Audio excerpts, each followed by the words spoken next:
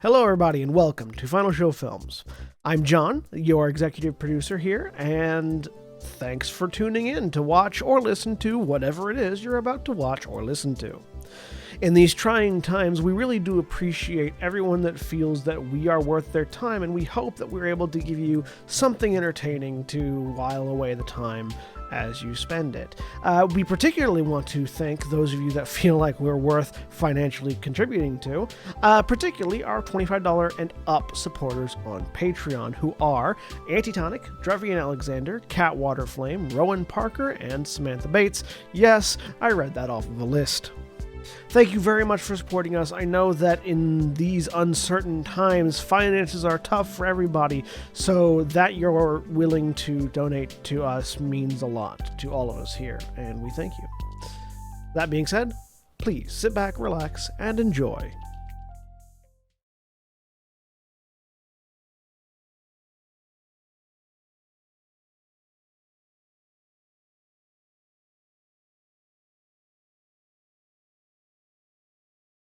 And we're live. Hello, everybody, and welcome back to Gran, Terra, Shadowfront. I'm John. I'm your game master for the evening. William and Jeremy, you are not each other's characters. What are you doing there? I don't know. What do you have us doing there? Joining me today is William. Oh, damn it. You put me first, so I can't derail the joke that was going to be for. Exactly.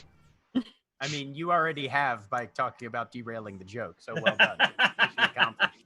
Exactly. I had to do something.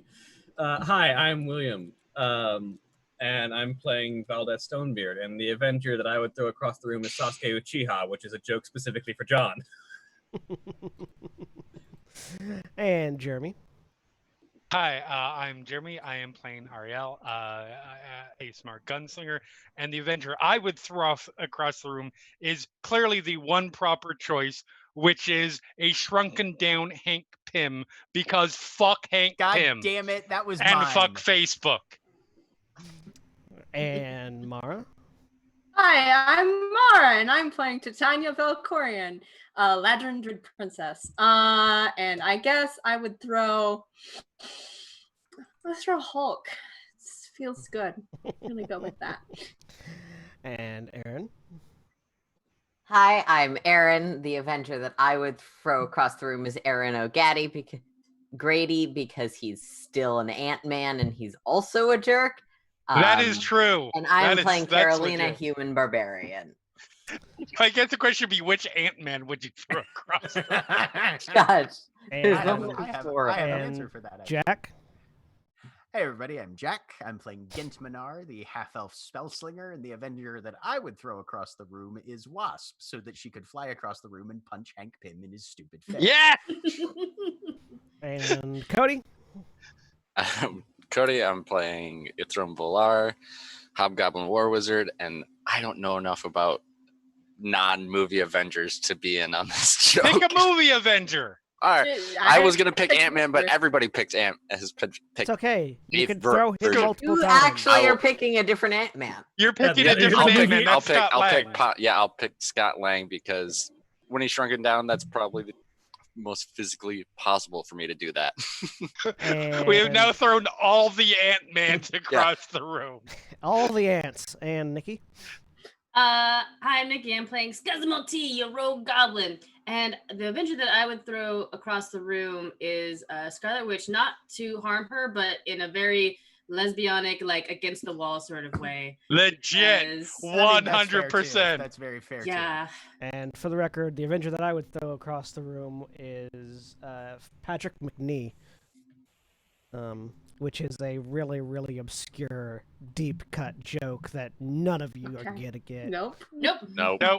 In the 1960s, there was a British TV show called The Avengers, which starred The Patrick Avengers, McNee Emma Peel and Diana Yep, Rigg Emma Peel and Okay, if you If you had would to give listen- an actor name, I probably you would had have to gotten give the that. character name. yeah. Sorry, John If you said Steed. John Steed, I would have. Yeah, known. John Steed, we would have Okay, been on yes. board.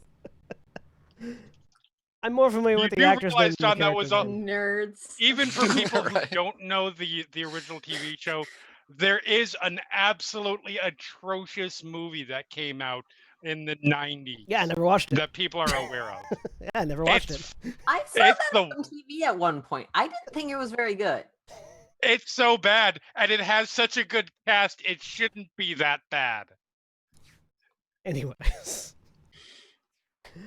When last we left off, the group of you fought a bear. It's dead now. Oh, okay, cool. Bear. Remember correctly, it also dissolved back into the earth or Yes. into the ground. Yeah, it powderized as it powderized as Snow. it died. Turned In into sand. quotations. So yes, you are all currently standing around this powdered pile of bear. Scuzz is no longer bleeding out. That's the important Yes, thing. you did heal Oh, Scuzz. that's right. There is now this large like crater like scar on the side of Scuzz from where a large chunk of that's Scuzz right, was yeah. ripped out by the bear. It's And I healed poked now. It's myself not like a dummy. it's not bleeding out anymore, but it is definitely a scar that will be there for forever. But you've lost some weight. I lost some. Didn't need to. No, you're very small already. Look, he just really wanted to take a bite of my love handles. Just like chomp on that muffin top. He's gone delusional. All right. I lost a lot of blood. Yeah, it's Yeah. because you are looking a bit more like a pale seafoam green rather than your normal vibrant. It's true. It's true. I'm more of a winter green. Yes, you are fairly cold now. Yes, I need a- you're much more the color that a middle class white person would paint their bathroom than what you should be. Gross. I need anyone got some snacks? Yeah. I can get my blood. I'm gonna. I believe the color you're looking for there, Jack, is puce. Lovely. Sure. Why I Gross. Seafoam. I- Seafoam. make some good berries and hand them all to Scuzz. Here. So you know how good berries are like the Lampus bread of like D&D, where Uh-huh. you eat one and it like feeds the person. He just it's like you gave me 10 good berries, right? Yep. Oh yeah, that mouth Oh, is no. open. Just shove Oh, them all in no. his mouth and just go into town. Constipation, my name is Scuzz. You look. You heal 10 more hit points as you eat the 10 good berries.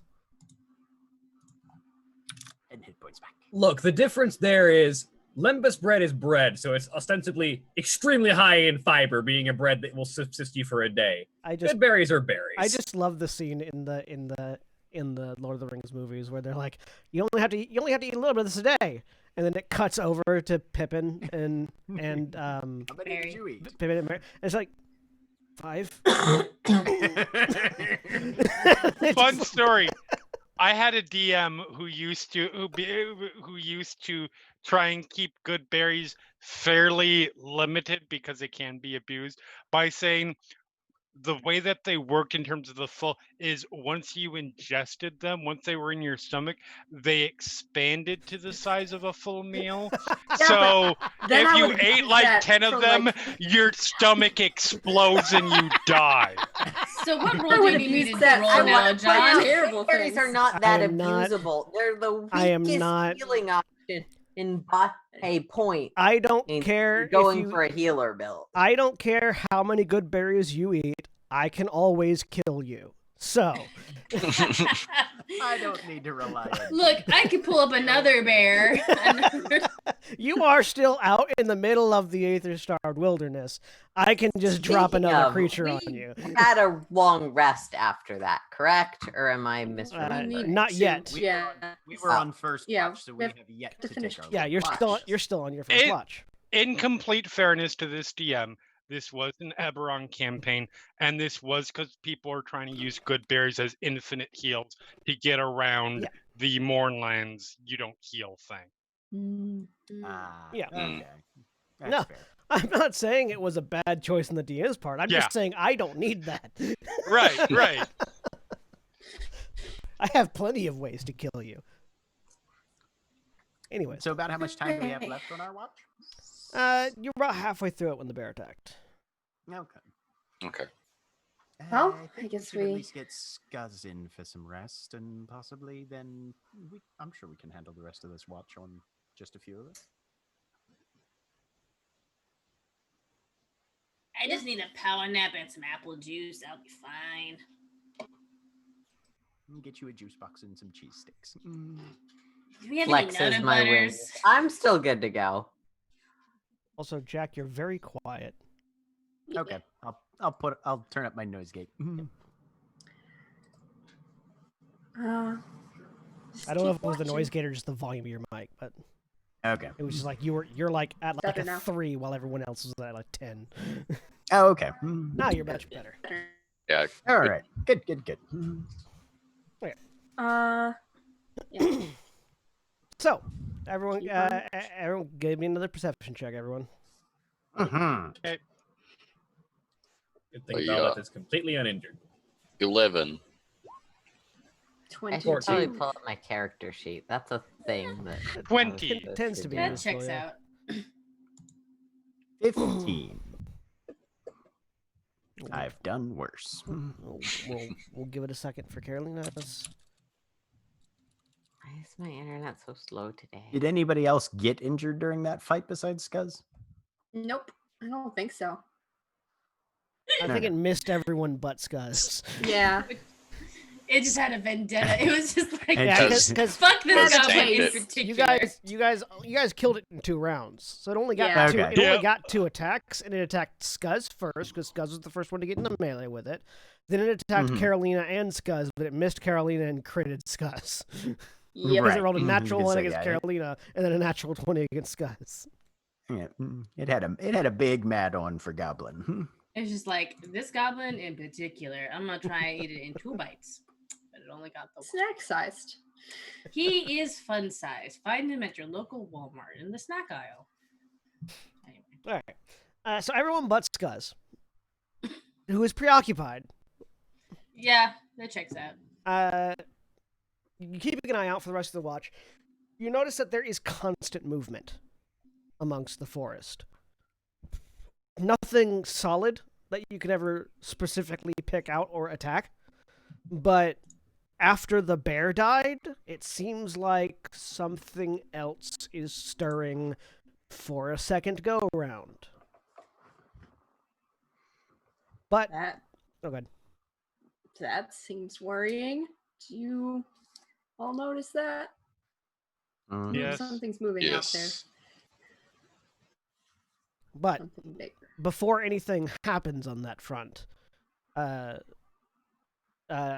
Demokritos and the rest of the Wild Pride step out from the fog door to take on the second shift of watch. If nobody else does, Gent will inform them that we have been seeing movement, but And there was there was a bear. Yeah. But nothing since the bear has actually come at us. We had no. I vaguely remember magical weapons being important, but I don't think Titania ever got to that point of realizing it because I turned into a vulture, and other stuff happened. So You don't know. never hit them with a weapon that wasn't magical, so Cool. it never really came up. sweet. We won't give them that information then. Yeah, as far as we know, everybody's got magic weapons. Yeah. What, you don't? No, Nope. You have magic spells. I have spells. I don't have a magic Mhm. weapon. But the group of you go back inside, and you get your Test long this. rest. So everyone can recover all the things you recover via long rest. You sleep. Nothing wakes you up. So you sleep through all the other watches. When you wake up, you notice that there are significantly fewer of Prince Zane's honor guard. Oh, Where there were 20 of them, there are now 5. That's a significant number. Everything all right? And the 5 that are left are nursing injuries. Saif, who is applying healing spells, It seems the conjured beasts of the landscape are immune to physical damage from non-magical weapons. Which to know. our gods found out the hard way. Fortunate. You see Demokritos is also moving around administering healing spells to the remaining. Because all of the Griffs have magic weapons. Yeah. I will the turn reason they to, hire us. I was gonna go with your old character name. I don't know why. Valdeth. And if you'd like, I can stow the things that I keep in my bag in my bag of holding in yours, or just carry them, and then I can enchant another weapon. I know that those that don't have them typically use magical attacks, but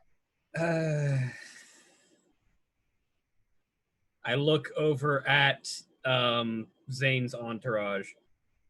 Is there any one of you in particular who might be needed or who would be most benefited by a magical weapon?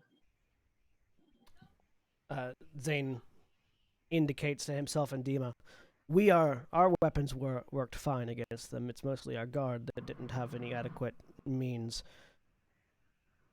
We may just have them retreat to the mountains and hold the path back for the rest of us if their weapons aren't going to be up to snuff for the task.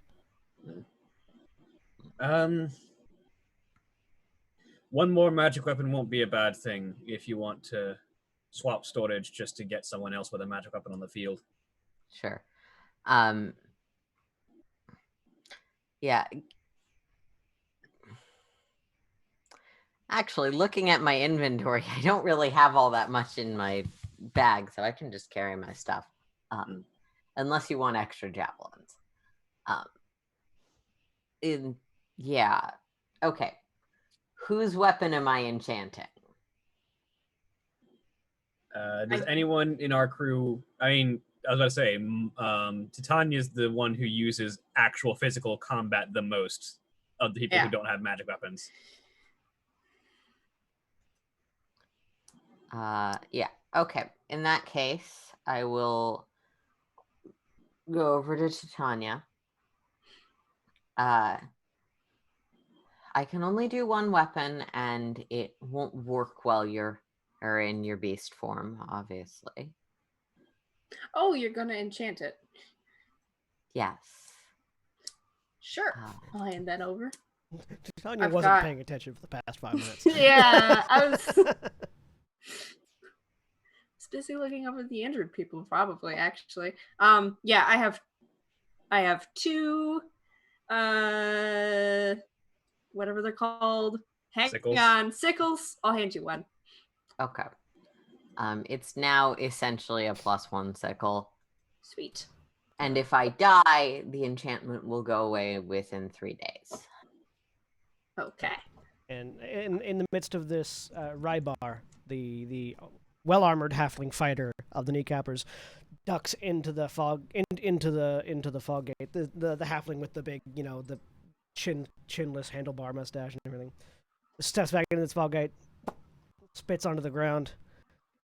All right, area outside the cave's clear if your men want to get going, he says towards Zane, and then steps back out. The friendly mutton chops, as they are called. Friendly mutton chops. I love that name. I don't know why they called it that. The guardsmen begin packing up and getting ready to leave. Yeah. Unfortunately, I don't know the other magic things. I can just do that. Gent slowly stops digging a sandworm tooth into his arm, shakes off, steps up to the cave and sticks his head out to see what the outside looks like now. You stick your head outside, and there are several piles of this dust all around. The one, the figure that draws your attention most is Kenna, who has her spell book and quill hovering off to one side of her, as she is just kicking repeatedly a pile of this powder, going, "I hate you! I hate you! I hate you! I hate you!" and crying for some reason. At which point you see Carrot come over and go, "Babe, it's dead, it's dead." And sort of like grabbing Kenna and like holding her, looks over at you. She ran out of tea in the desert, and it's not been going well. Right. Apparently, she has anger management issues when she doesn't have her caffeine. Gent It duck checks out. pulls his head back into the behind the cloud wall. Titania, love. Yeah. Do you have any tea in that collection of yours? I mean, you could probably make tea out of it. A kind of tea, yes. A kind of tea. It's not gonna. It may do different things than you're used to, but yeah, who needs tea? You may want to check in with Lady Kenna at some point. Okay. She seems to be going through the initial stages of withdrawal. Oh, that's not fun. Okay. And while you might not be able to replace her preferred beverage of choice, she might be able to benefit from something that'll take the edge off a little bit. Sure. Yeah. No, I'll go. If you have Thanks. time, no rush. Uh-huh. Nope. As a note, Okay. Titania, Gent, and Ithram. Hmm? Yes. All three of you, when preparing your when doing your morning rituals to prepare your spells and recoup your spent ether to refill your spell slots and such, notice that because druids draw their power from the nature around them, Mhm. and wizards and spellslingers draw their power from the latent ether around them as well. The three of you notice that there's not a lot of that out here. You're able to fill your spell slots just fine right now, but all three of you are keenly aware that if you stay in this realm too long as it is, you may run out of resources to refill your ether. Okay, that's fun. Mm-hmm. Wonderful. Okay. It's alright, My daughter was playing hide and seek with my green screen. Nice. Awesome. I don't know if you guys Valid. Cute. I don't know if you guys could hear her laughing, but Yeah. We heard the This is a laugh. good choice. Good laugh. Good Yep, laugh. yep. If Hulk would have come busting through the back of it, just pierced through it, Yeah. that would have been. And there's our callback. Here's kiddo. no, yeah. So the three of you notice that while you're preparing your spells and refilling your ether, that there's Okay. not a lot to draw on out here. Yeah. I've never quite understood the fascination with tea in Tehran. Because I absolutely feel like Everstone is a coffee city. Tehran's a whatever you Nice. can get. Tehran's a whatever you can get city. Kenna specifically has a tea The thing. tea. Yeah. You can I'll drink go it out and and- it'll cool you down. You can drink it and it'll warm you up. If you step outside, Tanya, you see Kenna bawling in Carrot's arms, who's just like holding her up and just like it's fine, it's fine. Oh, hi, Kenna. Do you want some? It's not quite the same, but it might help a little bit for a while. Carrot sort of looks down, looks up. If you got something, bring it. Yeah. I'll hand over. I don't think I have much left by this point, Carrot's honestly. Carrot's a little taller than Kenna, not by much, because goblin and halflings, but Yeah. but it's definitely like a I'm holding my wife in my arms right now. Just get whatever. Beautiful. Yeah. I have my arms are full of wife. I can't do much. I will hand over my last little. I don't think I have that much left, honestly. That's probably it, because Titania doesn't save things very well. So You brew some herbal tea. yeah. Capital H herbal tea. Oh. Hand that over. Here you go. After a while, the crying stops, Yeah. which is a sentence you don't say very often in D&D.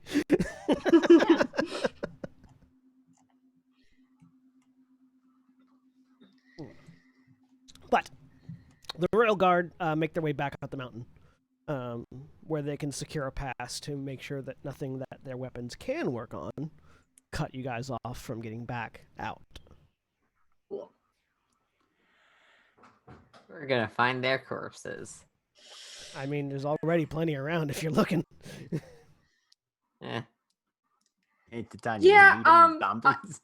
I would probably actually try and take those and like move them further up the mountain and decompose them, because leaving them You in notice- the You notice that Demokritos has sort of piled them off to one side, and when you go to look at them, all of the color has been drained from their bodies. Not just the "I'm out of blood" pale, but like okay. their hair pigment, their iris color, everything is white. That seems to be like a ether sucking thing again. Yeah. Okay. I don't touch them then. That's creepy. Demokritos, who is sort of standing over them with a puzzled look on his face, like he's trying to figure out what the best option to do is. I was thinking of trying to, dirt. Yay. I don't know if that would help with this. Or I'm not spread it certain. faster. I'm not certain if we want to take it anywhere else. Yeah. We'll leave them for now. I will build a cairn. I'll help. He uses the move Earth cantrip to build a cairn. I take some rocks and put them on top of all the stuff he's doing. The two of you build There a we cairn. go. Okay. Feel better. Alright. But the royal guard that the surviving royal guard have been sent off.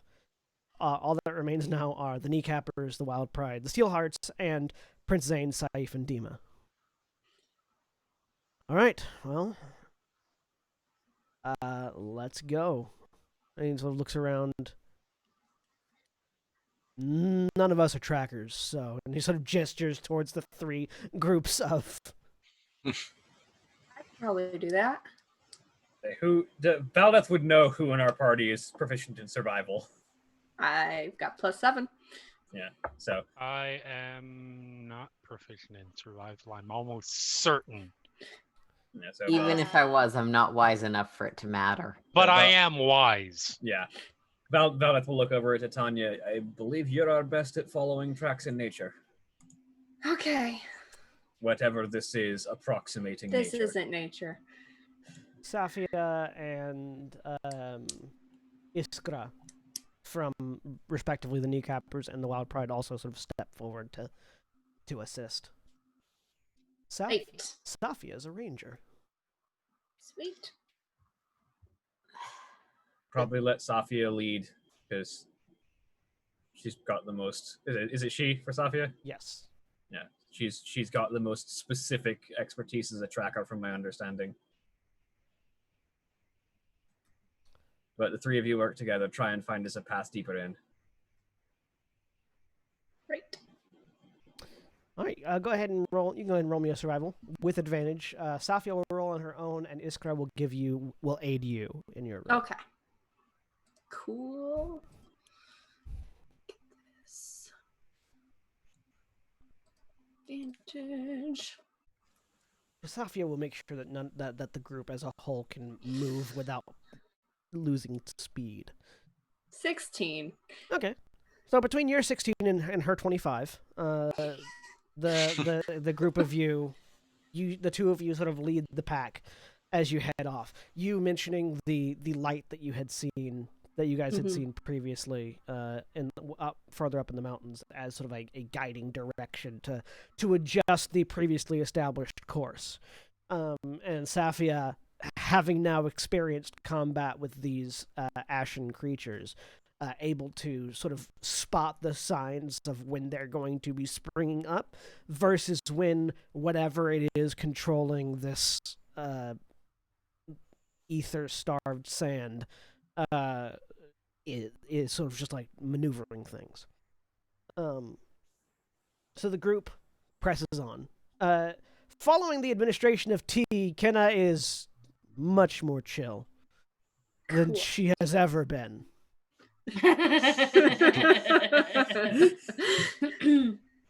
Carrot is currently giving her a piggyback ride because she won't walk otherwise. Sounds about right. As they're sort of like in the middle of the kneecappers right now. After several hours, you come to what would have at one point been probably a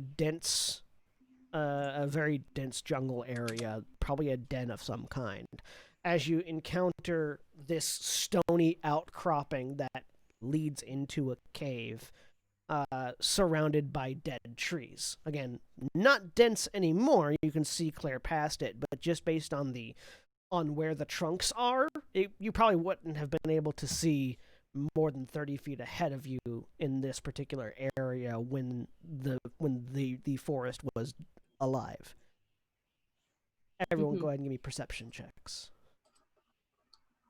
Okay. 20.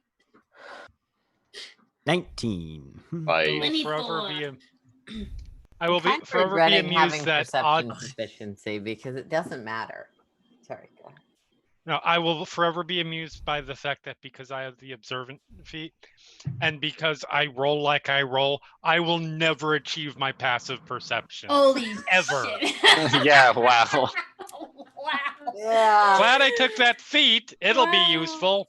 It will be. Passive perception is One very day. useful when people are sneaking up on you, not when you're looking for things in the environment, though.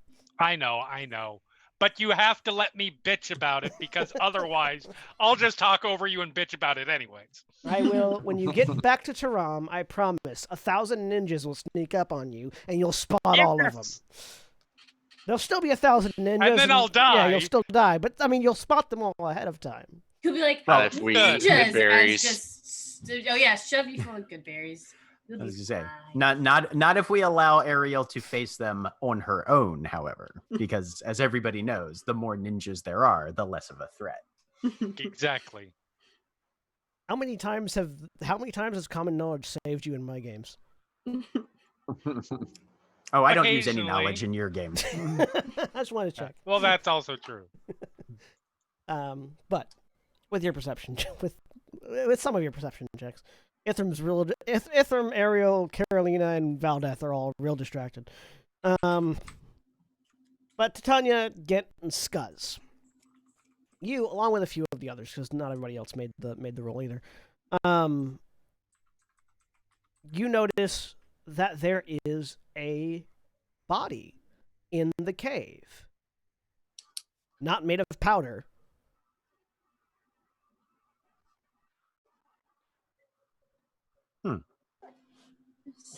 Someone in there.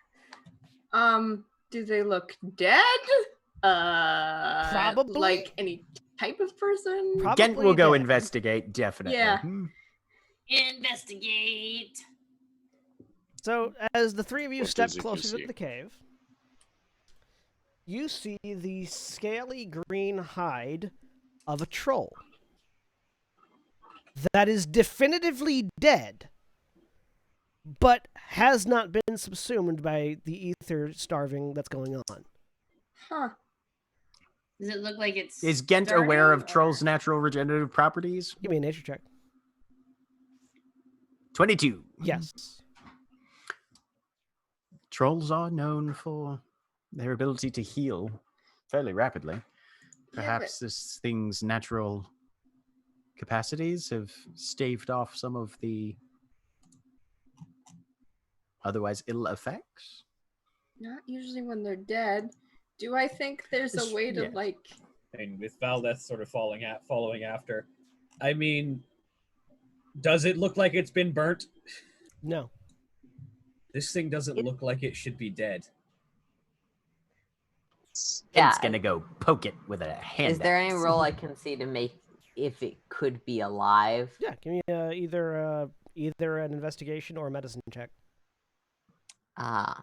We're Dwarves gonna and go trolls with have a long history. investigation. Apparently, this is one of the things I just don't know anything about. Trolls, it's hard to tell when they're alive, much less when they're dead. Must be a bridge nearby. Gent, you get up Or a close to it computer and you form. Mhm. poke it. It's dead. Like, you can Mhm. tell it is dead. Yep. Well, it's certainly deceased, whatever it was that caused it. Any injuries that I can see? Nope. Not like decapitated or anything? Mm-mm. No visible injuries on it. We previously established that Earth elemental power was more difficult for this to assimilate given its fundamental nature. Yes, Could a similar principle apply to a corpse, to Possibly. my knowledge? possibly. Okay. You're not 100% certain on the etheric makeup of trolls, but someone that knew might be able to answer that question. Yeah. Okay. I'm not actually sure what sorts of ether it's made up of, but if it's made up of forms of ether that are difficult to assimilate in the vein of the mountains themselves, that could explain why the corpse is eroding more slowly, at least. Given a troll's typical habitat and mannerisms, I would not be surprised to find out they are composed largely of earth ether. Would that be an Arcana check? Yeah, Or Arcana or Nature. One to do. I failed that investigation, so I assume 14. someone else has to. 10. You're not 100% certain. Again, Mhm. troll and Ithram, you either. Again, troll biology isn't the thing that you guys really study all that Yep. much. Trolls Yes. in general are typically avoided. They're one of the there are very few trolls that mesh well with society. And it's one of those things where it's like they really don't come near civilization all that much. Those that do are fairly amicable on their own, but the rest are really pretty much a leave us alone, we'll leave you alone kind of culture. So there's not really a whole lot of in-depth studies into their nature that you can draw upon. Demokritos, overhearing the conversation coming up, however, because he rolled really well on his nature check, will offer troll biology is mostly earthen ether and astral ether. So, And astral ether is, from our understanding, what this is turning everything into already. if it is already mostly the thing that is being consolidated and a thing that is particularly resilient to being consolidated, it stands to reason that the rest of its ether that gave it life was simply choked out of it, and the corpse remains. That's so sad. Is there anything that I think we could use this corpse for, given its state of mild resistance to the assimilative properties of this area? I mean, any leather made out of its hide would definitely be resilient to the beasts and entities that are being created. Okay, correct me if I'm wrong, because fantasy world, but leather working's hard, long work that requires specific tools that are not typically mobile. Correct? Incorrect? Correct. Well, if we don't manage to resolve this and need future expeditions, troll hide armor might provide some level of resistance for future explorations. I I can put it mean, in the what's box. what's stopping us from skinning it now? And The fact that skinning takes a long time and making any armor out of said skin takes even more time and tools we don't have. not Yeah. making the armor, just like taking just the skin.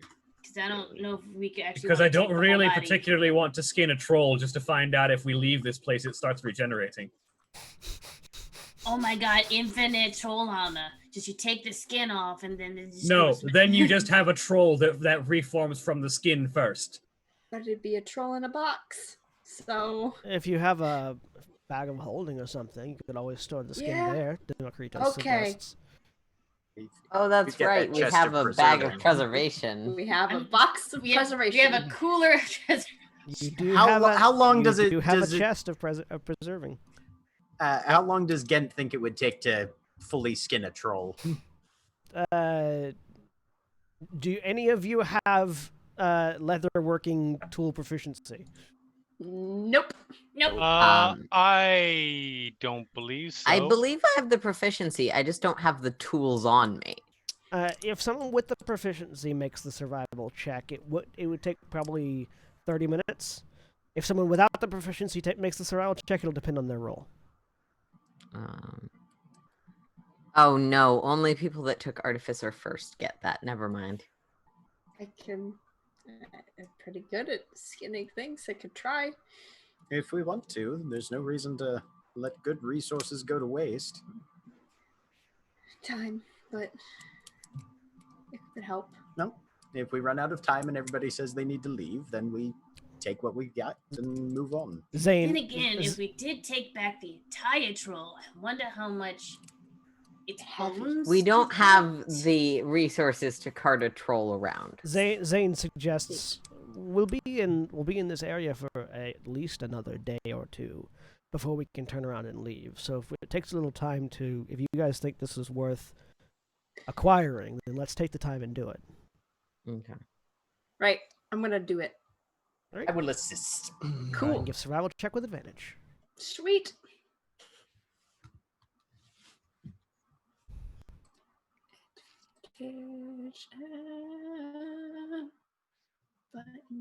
Button. 25. 25. It takes you about 30, 45 minutes, but yeah, you're Cool. able to skin the troll. Stuff that in the box. Once you get as you get the skin off of it, you're sort of the muscle underneath the skin looks rotted. Ooh. Yeah, don't eat that. It seems like the hide was pretty much the thing that was keeping the majority of its qualities still, and you're sort of it looks almost like the troll was bled dry, and got like you do with venison and things, but without any incisions. The blood just went away, and so all the meat inside rotted. It's like an old grape. Okay. Yeah, like an old grape. So what we're saying is we can, by the transitive property, assume that bacteria also are primarily made of earth and astral ether. Yes. Cool. Earth ether, Love it. actually, bacteria is earth and umbral ether. Okay. Okay. Right, All right. principally. I pack it in the box, covered in blood now. It's good. Okay, No, you're not. ready? You're not covered in blood. Explicitly okay. not covered in blood. Oh, okay. Right. Oh, that's drained. Got it. You're covered in Like a ichor. vampire. You're covered in ichor, but not blood. I'm covered in goo. Ready. Ready. Ithram, Go. could you Still use your don't know that. prestidigitate? All right. He never learned that. Yes. It is very My useful, favorite yes, running but joke. there are plenty more useful things for me to know, Can us- especially out here. Kidda's quill flies over and pokes Titania in the nose to cast prestidigitation on Titania. Yes. To just explode outward. No. Everything else is now covered in ichor. No, it's gone. And the quill lazily flies back to Kenna, who is still is so hanging cool. off the back of Carrot. I love that by Thanks, virtue Kenna. of making this a running joke, Ithram is never going to learn prestidigitation. Yeah, no, he's not. Or he He's will at like definitely not. 20th level or something. Last session. Oh, we're done, guys. All right, I learned prestidigitation. We'll get everybody spiffy and shiny. Everyone gets an epic boon at the end of the game, and Ithram's is just you finally took prestidigitation. Yep. Best. Perfect. Glorious. All right. We keep going. You continue on the way. I think it was that way. Through the efforts of Safia and Titania leading the way with their survival checks, you actually managed not only to make pretty good time across the landscape, but you end up finding several places where you can effectively camouflage your camp from the surroundings. So there's not really. It's basically between the magic users and you basically sort of burrow a hole and everyone gets in it and closes it off, so no one has to. So you can still keep watch, but it's a lot harder for things to get at you. So, over the course of the next couple of days, as you're moving through the thing, you don't have to worry too much about anything attacking you. You're pretty good at evading it thanks to the rolls that were made. Is there anything specific anyone wants to do on this journey? It's Tanya.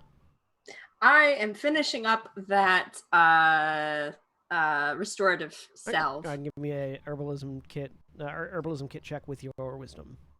Okay. Get back to the thing. Did Gent complete his design of that grapple gun, or does he still need to do some work on that? You still need to do some Because he'll work do on that. Yeah. All right, he'll continue his design process for the grappling hook. Tinker's tools check with intelligence. Yeah. Okay. Aaron, did Caroline have something? Yeah, it's not a major thing, and maybe taking time will help. Caroline is sort of observing the way the ether unwraps here and trying to compare and contrast with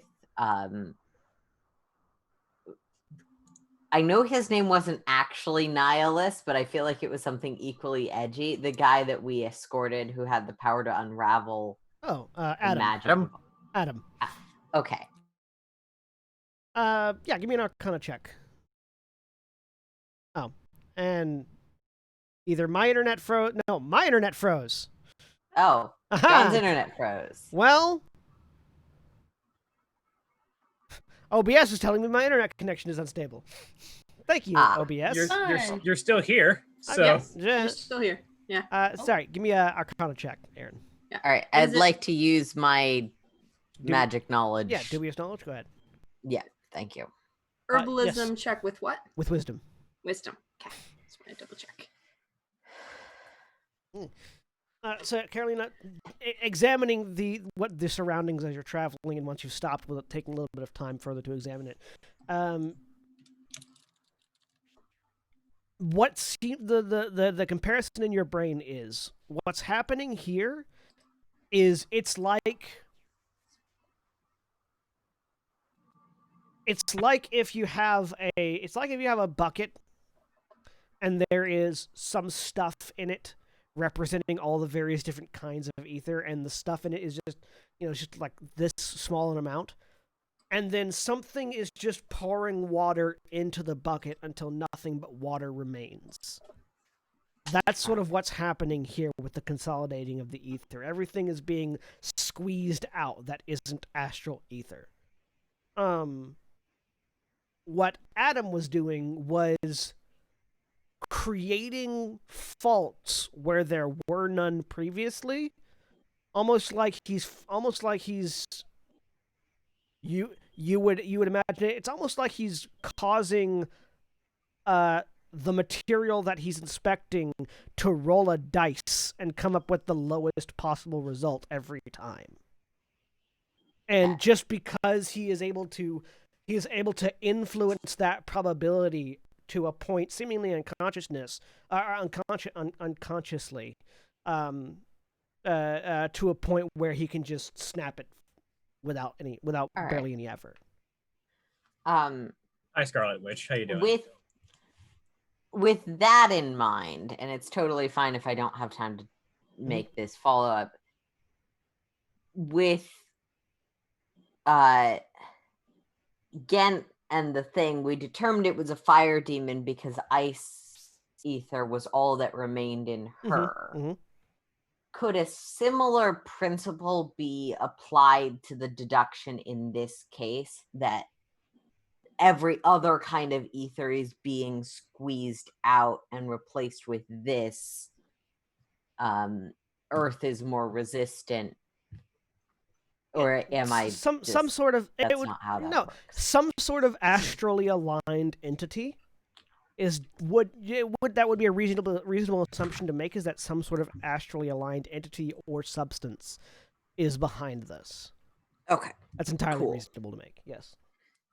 Astrally aligned or astrally opposed? It would be astrally aligned because unlike with Gent's mother, where the fire aspected creature was feeding off of her ether, this is something that is suffusing its ether throughout until nothing else is left. Mm-hmm. So it's the other way Yeah. around. Like if the fire demon was suffusing its ether, you'd see more fire and less everything else. But this is the opposite thing, but the same principle. Okay, cool. With a 25 and a 26, Titania, yes, you finish making that. You finish making that pot of restorative balm. Sweet. And Gent, you finish designing your grapple gun. Awesome. Or sorry, with 26. Yeah, there's. Well, considering that there's definitely nothing here to mine, and a column caravan marching through this place is not exactly quiet by any means. Not even a column anymore. Yeah, but still, definitely not quiet. No. I would like to finish training. Sure. If possible. Are you getting Ariel to train you? Ariel or Gent, whoever is available. Gent is busy designing, so. So if Ariel would be Very willing well. to help finish training Yes. with firearms. Then give me an intelligence saving throw. Death. Come on. I'm going to use my inspiration. Go ahead. That's better. Yes, you finish. You finish your training on this last day on this day of the march, and you now are proficient with firearms. Yeah. I would like to go speak with. I guess I would like to go speak with Kenna. Yes. Okay. Yes. Yeah, you go over to where in this sort of dug out cavern that you have all sequestered yourselves in. You go over the kneecappers are all off to one section. They somehow everywhere you guys have gone that has been on land, they somehow rig up a series of bunk beds. Oh, And you don't God. necessarily know how. It was confusing back in the desert when they were able to rig up bunk beds on dunes, but it's slightly more confusing now that they're able to rig up bunk beds, again, seemingly out of nowhere with no spare materials in this cave. But there is, Kenna is just sort of like mopily swinging in one of them, because they're less like flat beds and more Hammocks. at this point. But she's just sort of like mopily swinging in one hammock with Carrot sort of leaning up against the side of it. Hi, These Kenna. cappers have had a shit journey. Yeah. Poor babies. Kenna has And it better than Kenna others. specifically, yeah. The Yeah. rest of them are like, Kenna doesn't travel well. But she's travel sized. Nice guys. I saw you use your pin to clean off Titania earlier. Mm-hmm. Did you make that pin? Yes. And she's Do you know prestidigitation? Yes. Can you teach me prestidigitation? Yes. Every question she gets a little bit more energy. Yeah. I know how to do. I'm not a natural spellcaster, but I know a little bit, and Scuzz is gonna roll his hit die because he's gonna cast Mage Hand. Yeah. He takes 3 points of damage as he pushes with Mage Hand the hammock. And as it pushes, a little bit of blood comes out of the nose. Yep. That looks like it hurts as she starts to swing from the mage hand. It does, but hopefully if I get strong enough, it won't hurt anymore. And you also take a point of exhaustion. Cool. This will be fun. This is fine. Nope, not that one. Not that one. I thought since you train or finished training, you didn't get the exhaustion anymore. No, that's just part of ethereal casting. You don't have to make the roll anymore for mage hand. Okay. Sure, yeah.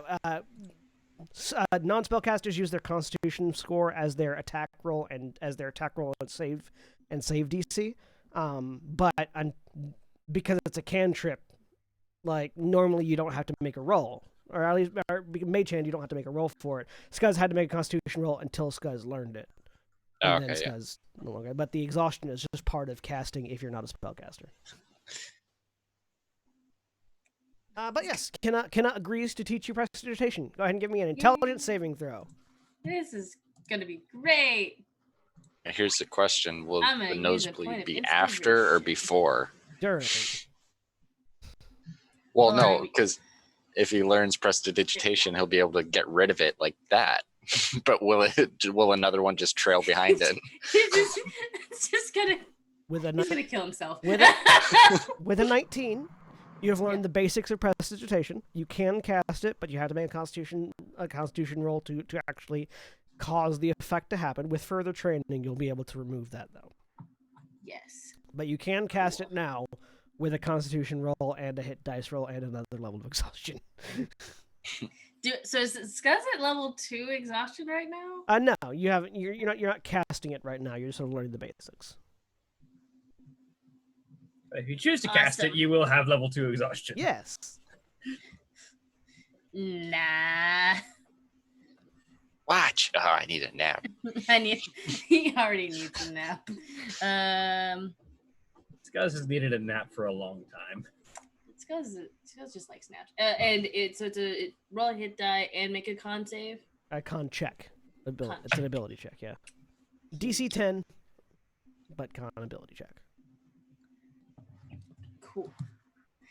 All right. Scuzz is gonna kill himself by cleaning everyone off. Scuzz the I'm gonna magic goblin. I'm gonna flavor some water and die.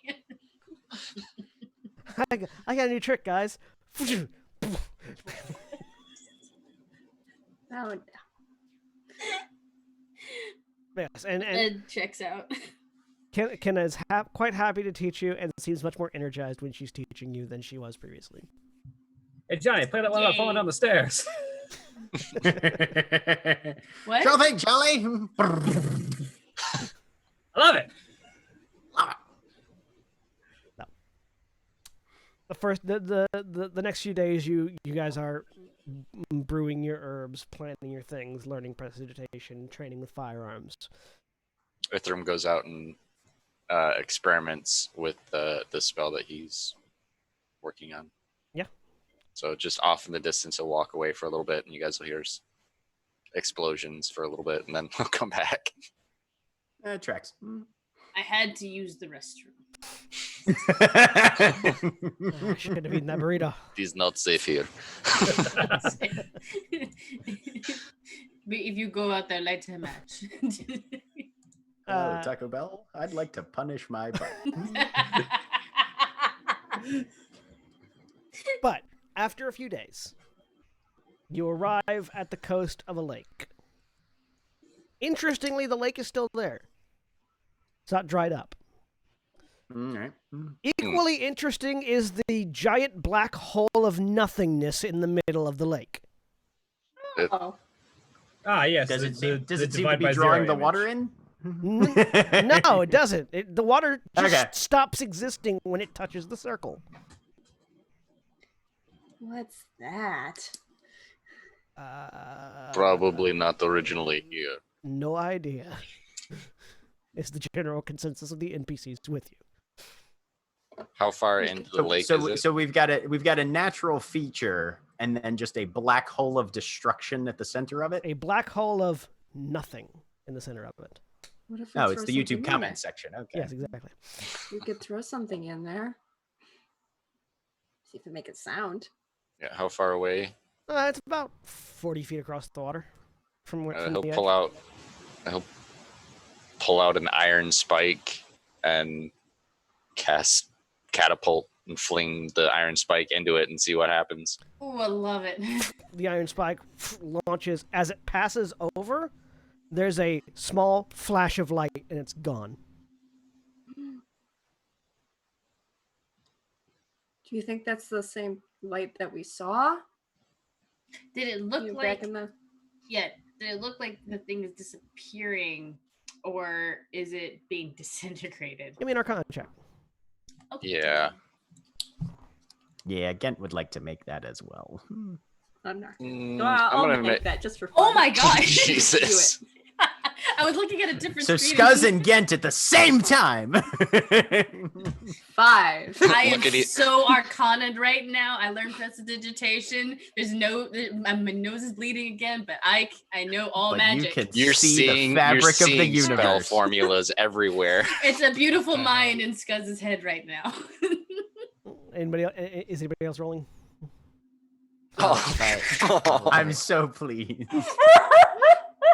Because why would I need to roll any of the other 19 numbers on the fucking die? No, it's just a natural one. Yeah. Because that one's red, Jeremy, and red seems to be your favorite color.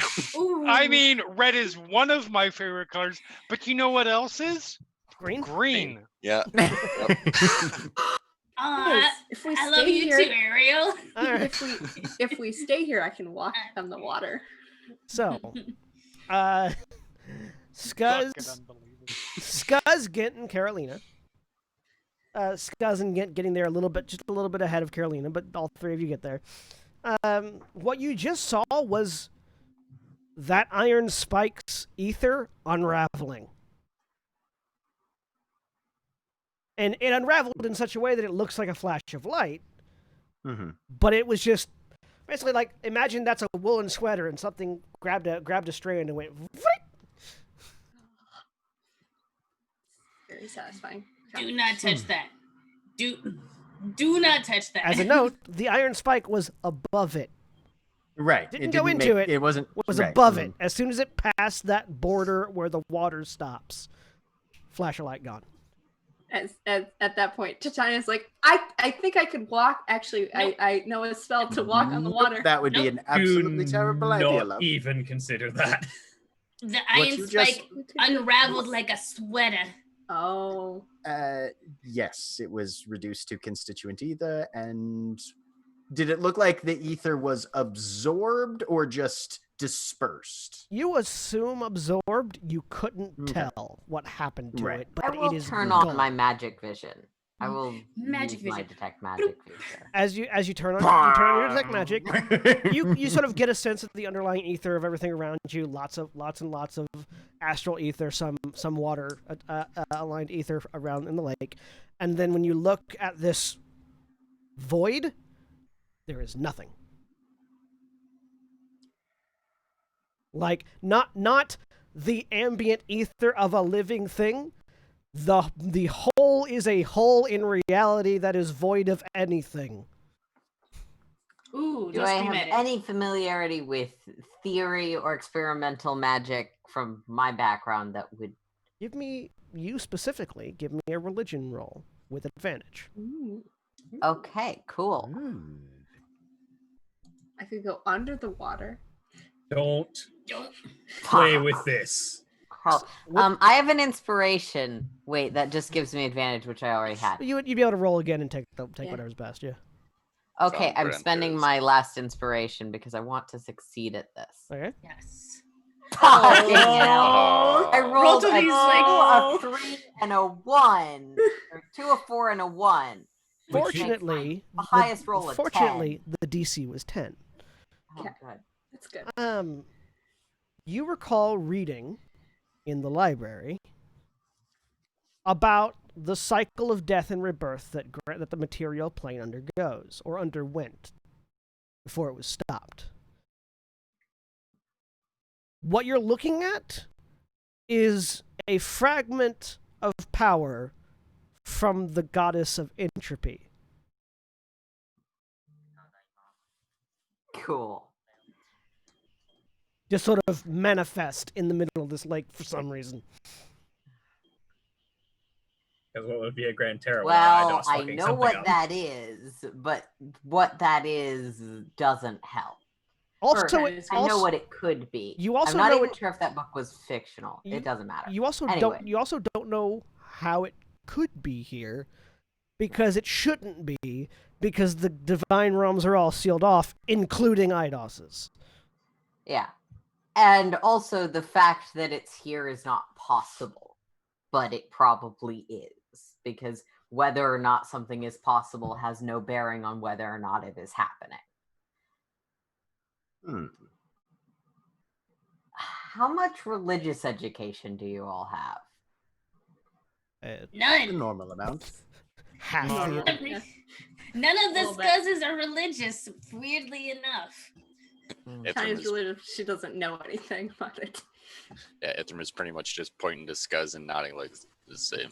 Basic education on general matters. Why? I've become more interested So,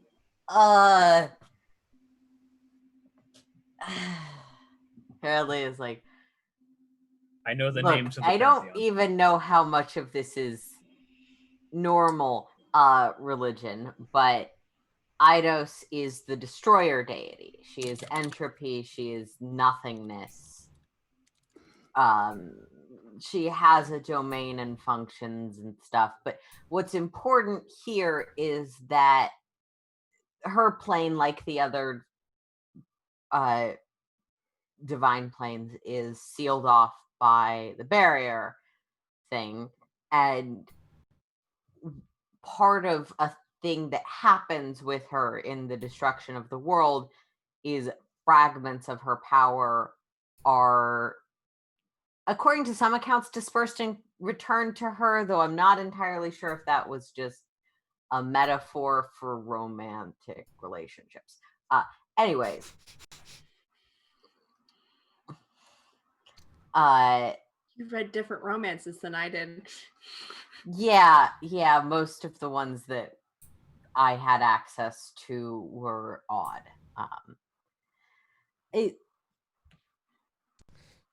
This Slime.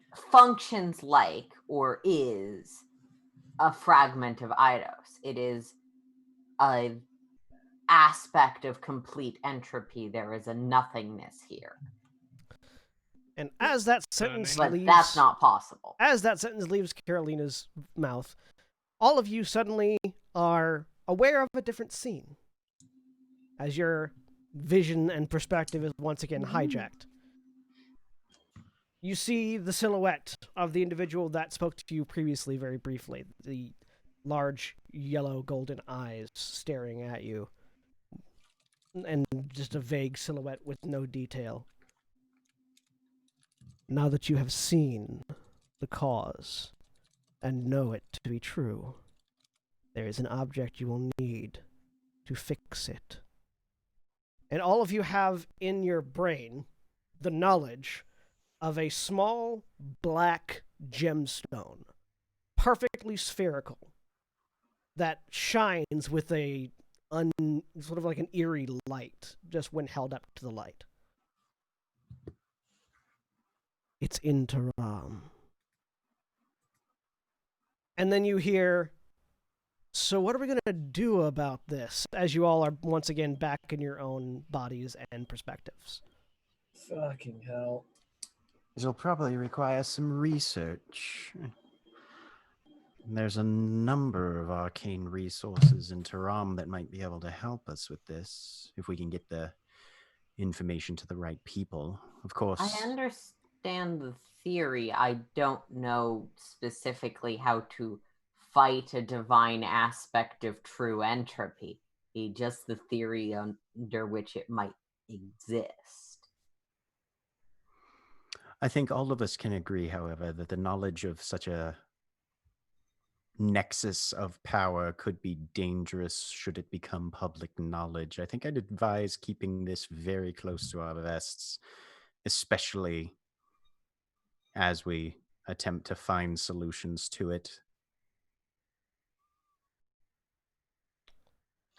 Does this seem like it could be the cause of the Shadowfront, or it's just something that's also here? You would surmise that entropy is entropying, Okay. but because it's only a fragment of her power, it's not doing a very efficient job of it.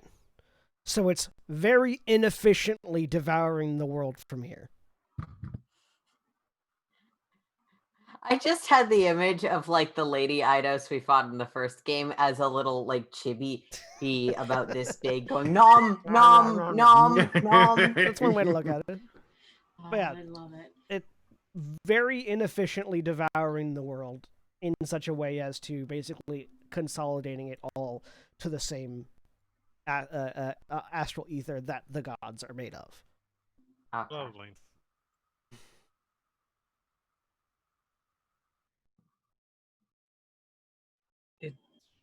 Is it me, or does it not seem to work so well on water? No, yeah, it's not working great. And the lake's Well- still there. We were supposing that large bodies of consistent ether are devoured more slowly. At the same time, though, this is the center point. This is where it started, and this lake is still here. Is there anything weird about the lake that I can see? With your detect magic, it's consistent water ether. There's nothing particularly unusual that you can determine at a glance. Water is frequently considered to be, if not the polar, at least strongly in opposition to Earth. The fluidity and adaptability of that ether might make it also similarly resistant, whereas one is too dense and rigid to be consumed. This one is even water's not easy to grab onto and consume. Water is also often used as a metaphor for divine elements or aspects. You all have access to that ethereal wheel in your handout still, by the way. Yes, we do. If you notice, earth, lightning, and water are all umbral elements. Mm-hmm.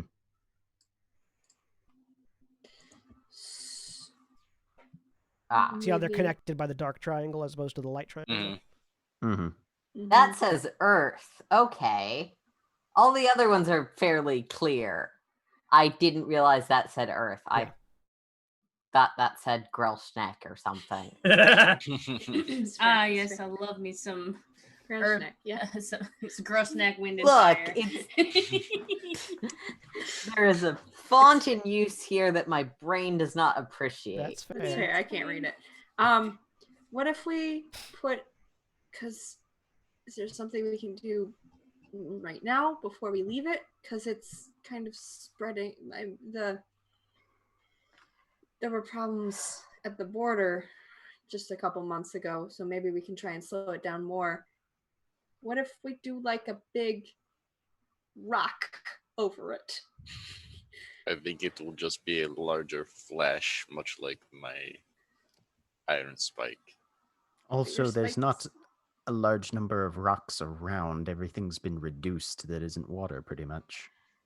If you have the power to conjure another mountain range directly on top of it, that might slow it down, but I don't think any of us, or even all of us combined, would necessarily have the requisite power to summon something of that scale. Certainly not in this Just- I ether-starved skipped. area. I skipped summoning mountain class day. I skipped summoning day period, so I mean, I didn't go to the magic college. Sorry. don't If you be understand sorry, you're lucky. sarcasm. Magic does awful. I went to hit things with sword school. Yeah, that probably also isn't going to work. You do understand I was making a joke. I have literally no non-angelic magical ability. Yes, and I was deadpanning your joke. Yes, that's why you're a horrible shit. I'm Gent's trying to get, think of actual solutions. Gent's going to grab a sample of the lake water if he can. Okay. Actually, John, that is a question. Mhm. With the knowledge of ethereal casting and stuff like that, would it be possible for us to summon a mountain range on top of this? You did hear Demokritos suggest that, at the very least, not in the current etherically starved landscape, which... Okay, but if theoretically we went outside and put up a barrier... Yeah, if you had enough ether, yes. If you had enough condensed ether that people could draw on, you can do almost anything with magic. It's just a question of volume. Yeah.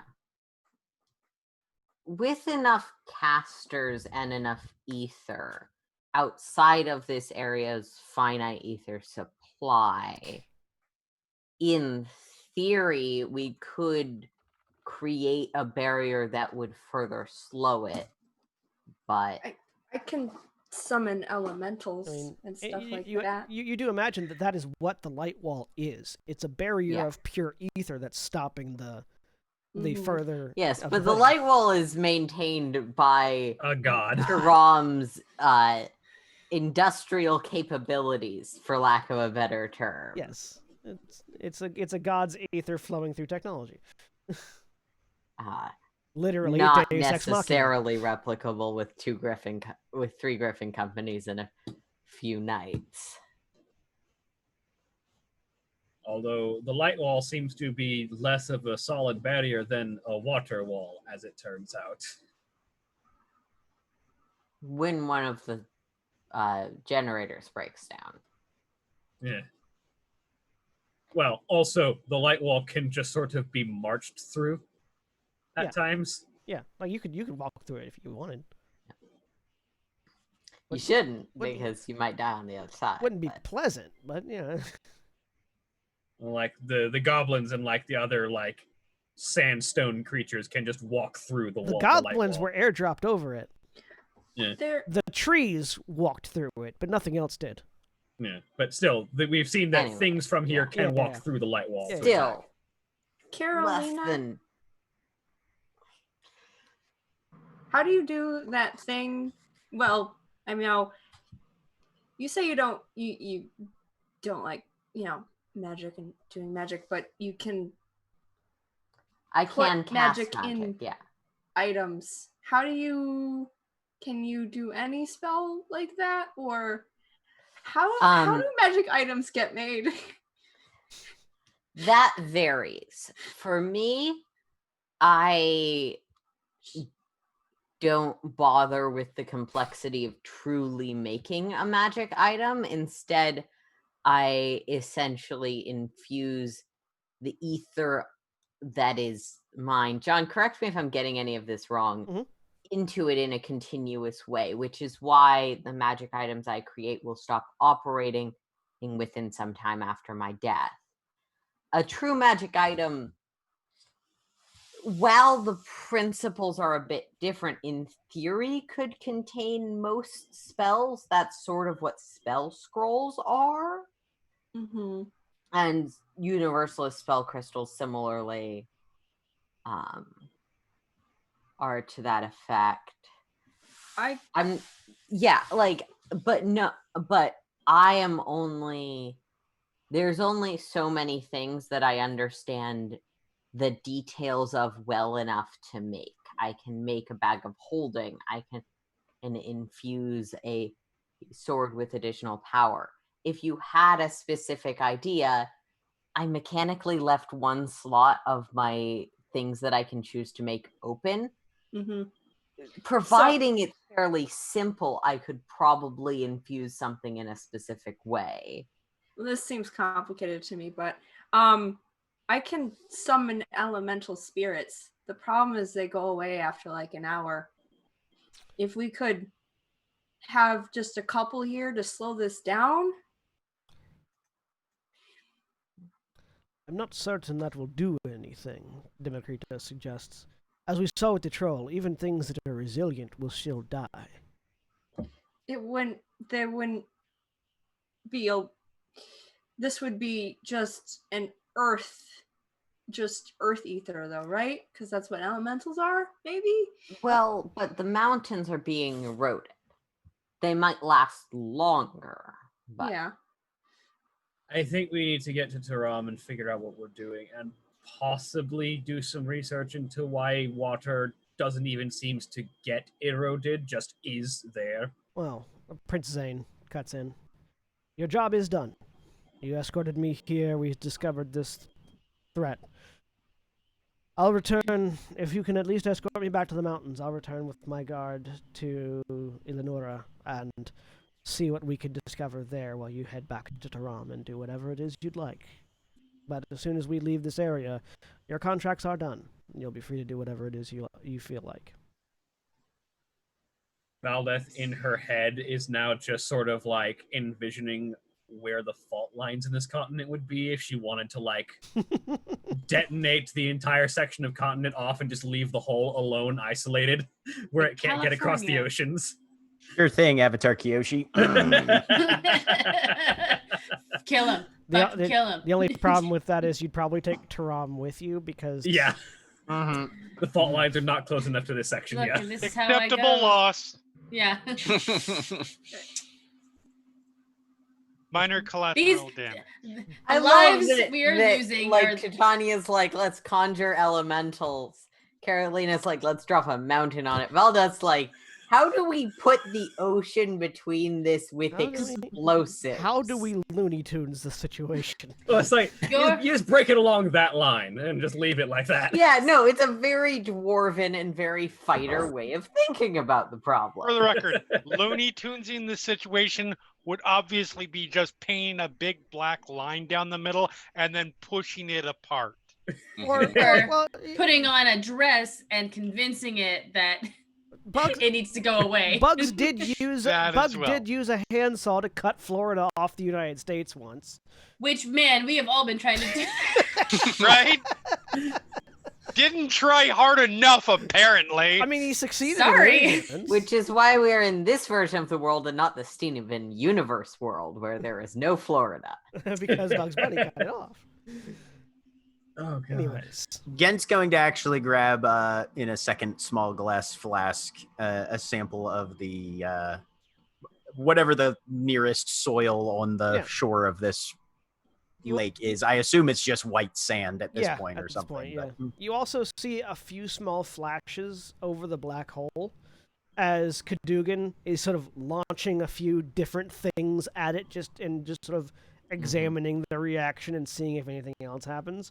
He's got his large engineer goggles on his face and is just Mhm. writing things down as he watches and launching a few more things and writing things down. Yeah, if taking I some launch a samples. fireball in general, or firebolt, I keep saying fireball. One day, Aether, don't worry. One day. One day. Firebolts in the direction of it. Same thing happens. Do they just dissipate or do they flash? They flash out. Okay.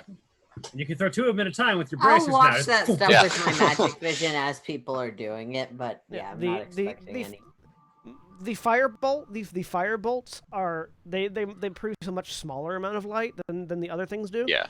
But yeah, there's just small flashes of light as soon as everything gets within a certain radius of the circle. But no, you're absolutely right, Aaron. Valdez's thought process is, how can I put the ocean between this hole and everything else? The answer for me as a practical person is blow the continent off the rest of the continent. There's already It's water. not how I plate have tectonics work, concerns. but okay. I have concerns about your practicality. I don't do Luther. magic. All I have is explosives and weapons. See, I feel like that's a very mech pilot answer. It really is. Tune in tomorrow for Lancer. Anyways. But yeah. Is there any other Oh. any other information gathering aspects people are doing while you're here? Nope, I think Gent's good. Oh yeah. All right, we need to figure out how to solve this. So we should make our way back. Keeping the same survival rolls, you spend the next couple of days. It takes you a couple of days to get back to the mountain range, but now that you know the dangers and you know the terrain and you know the spots where you can hide, you're not accosted again on the way back. And that's where we're going to take our break for this evening. We will pick back up at the mountain range once you're outside of the area. If you're watching on Twitch, please stay tuned for these commercial messages.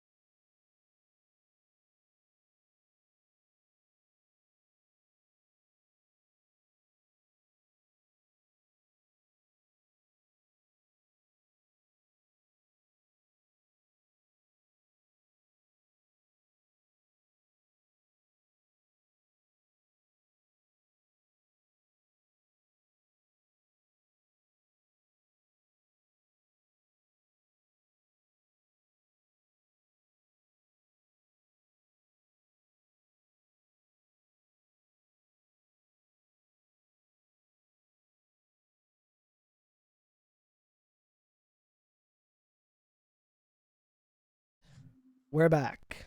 WAP stands for wet ass pussy. There you go. Well, We there did we flag go. In this case stream anybody as was mature. curious. Demonetized. In case you were curious, there you go.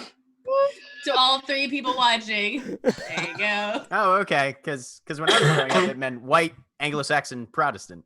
No, that's you forgot. That's wasp. That's wasp. Yes, I know. I mean, Those are Karens. previously it was just a thing that came after Deborahs. Fetty. So, Yeah. It was anyways, We make it back to the mountains. we're here. scene. You're at the mountains. Yay. Look at Yay. this stunning view. the These rolling full mountain ranges. the Dunisian caravan, what remains of it, is preparing to set off down the mountains. The remaining royal guard did survive because their weapons work fine against the things that are in the mountains. It was the things that are specifically immune to their weapons that killed a lot of them. That would be a They'll problem. do it. So it turns out when you have nothing that can hurt the thing, you have nothing that can hurt the thing, and it can hurt you very easily. Yeah, as you saw, even when you do have things that can hurt it, it can still hurt you very easily. So the griffins that are gathered on the mountaintop, how would you like to get back to Taram? Would you like to traverse the mountain range north, or spend a few months going back to Illanura? If from Gent's you wouldn't gonna- happen to know a teleportation spell. Not yet, unfortunately. I was going to say, Gent's going to whip out a map and try and chart the comparative time investment via overland, the desert, and sailing versus let's hike the mountains. So the mountains will be a slower movement speed because you're Mhm. difficult terrain. Unless Sophia, let me see if mountains are one of Sophia's favorite terrains, or Sophia's favorite terrains. Are they going to be coming with us, or are they? They are planning to All go. the griffs are heading back to Taram. So. Yeah, all Yeah, of you are heading back. right. They're planning on going over the mountains. Okay. It's up to you guys whether or not you want to go with them or go with the Dunisian folks. Estimated time to get back to Taram, probably 2 weeks. Going up north to the Oh, okay. mountains.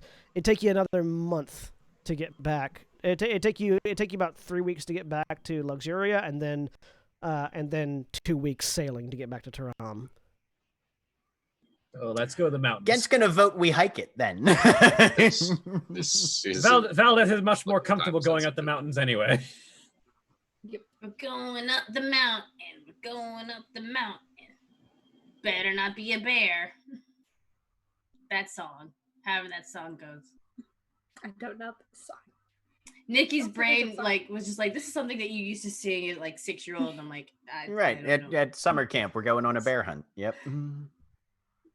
No, we really don't want to go on a bear hunt up here. No. I- See, we we've did already that. gone on a bear hunt, so it's already no, yeah, no, we've no, already no, finished. no. We were prey to a bear hunt. It. How do you remember that song ending? Because that's how I remember that song. You go ending. on a bear hunt in the mountains, and you run into the infamous Draco bear, which is a dragon bear hybrid that just breathes fire on you and then eats your corpse. Let's be honest, dragons will fuck anything. It's true. I They're mean, like- they have sex with humans. Obviously, they'll have sex with anything. No, that's usually more like a human because humans are just thirsty. They're fucking thirsty. So we're dragons. Christ. See, that's the problem. Humans and dragons will both have sex with most other sentient species. I love this. and some this, that aren't sentient. this lore is now canon. Dragons. What and makes you think it humans. wasn't already? So Some through places the don't. mountains. In lieu of any other Yes, through opposition, the I feel like mountains. we're fairly convinced that we're Okay. all going up the mountain. You're Is all there a going up the secret mountain? tunnel? There's no secret tunnel in the mountain, no. Darn it. I mean, unless one of you has passed through, but I don't know how many times Pass I wall. pass wall. have- I don't know how many times I I- cast that. Gwyn had pass wall. Passwall is such a fun spell. It's just like, okay, Yeah, I'm it's just gonna through this wall, Thump. through this wall, Door. through this wall. And then long Bye. rest. Through this wall, through this wall, through this wall, long rest. Through this wall. Yep. That would take much longer. than just walking. I feel like you'd be much better served with a disintegrate spell. I feel like that would be the equivalent of like, we need to make a highway through this mountain as we hire a bunch of wizards with pass wall and just tell them to go for a few weeks. Yeah, that's how you make tunnels. It's one engineer and a pass wall gun. The pass wall machine just. All right, give it a day. You're paying me for this whole time, by the way.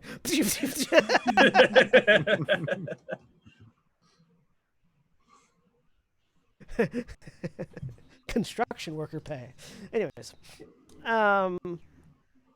you begin heading north along the mountain range. And again, now that you're back in the mountains, the light wall is very clearly evident. It is never night at this point, while you're heading north. I mean, it's nice. It's nice to know that it's very unlikely we'll get lost. If you get lost, something bad happened. And let me check. No, unfortunately. Forests and deserts are Safia's favorite terrain, so. All right. Mountains, not it. So it's going to be a while. I supposedly have an excellent sense of direction underground, so. Good thing you're above ground. I know, yeah, exactly. Unless you want to go down. I mean, there are caves. If we have to cut through the mountains, I should know what I'm doing. The mines of Moria. No. There actually is a series of dwarven mines in the mountain when you get further north. But you don't have. You're not part of the Miners Guild of Taram, so they're not going to let you in. Yeah. I'll be like, very nice. Keep going.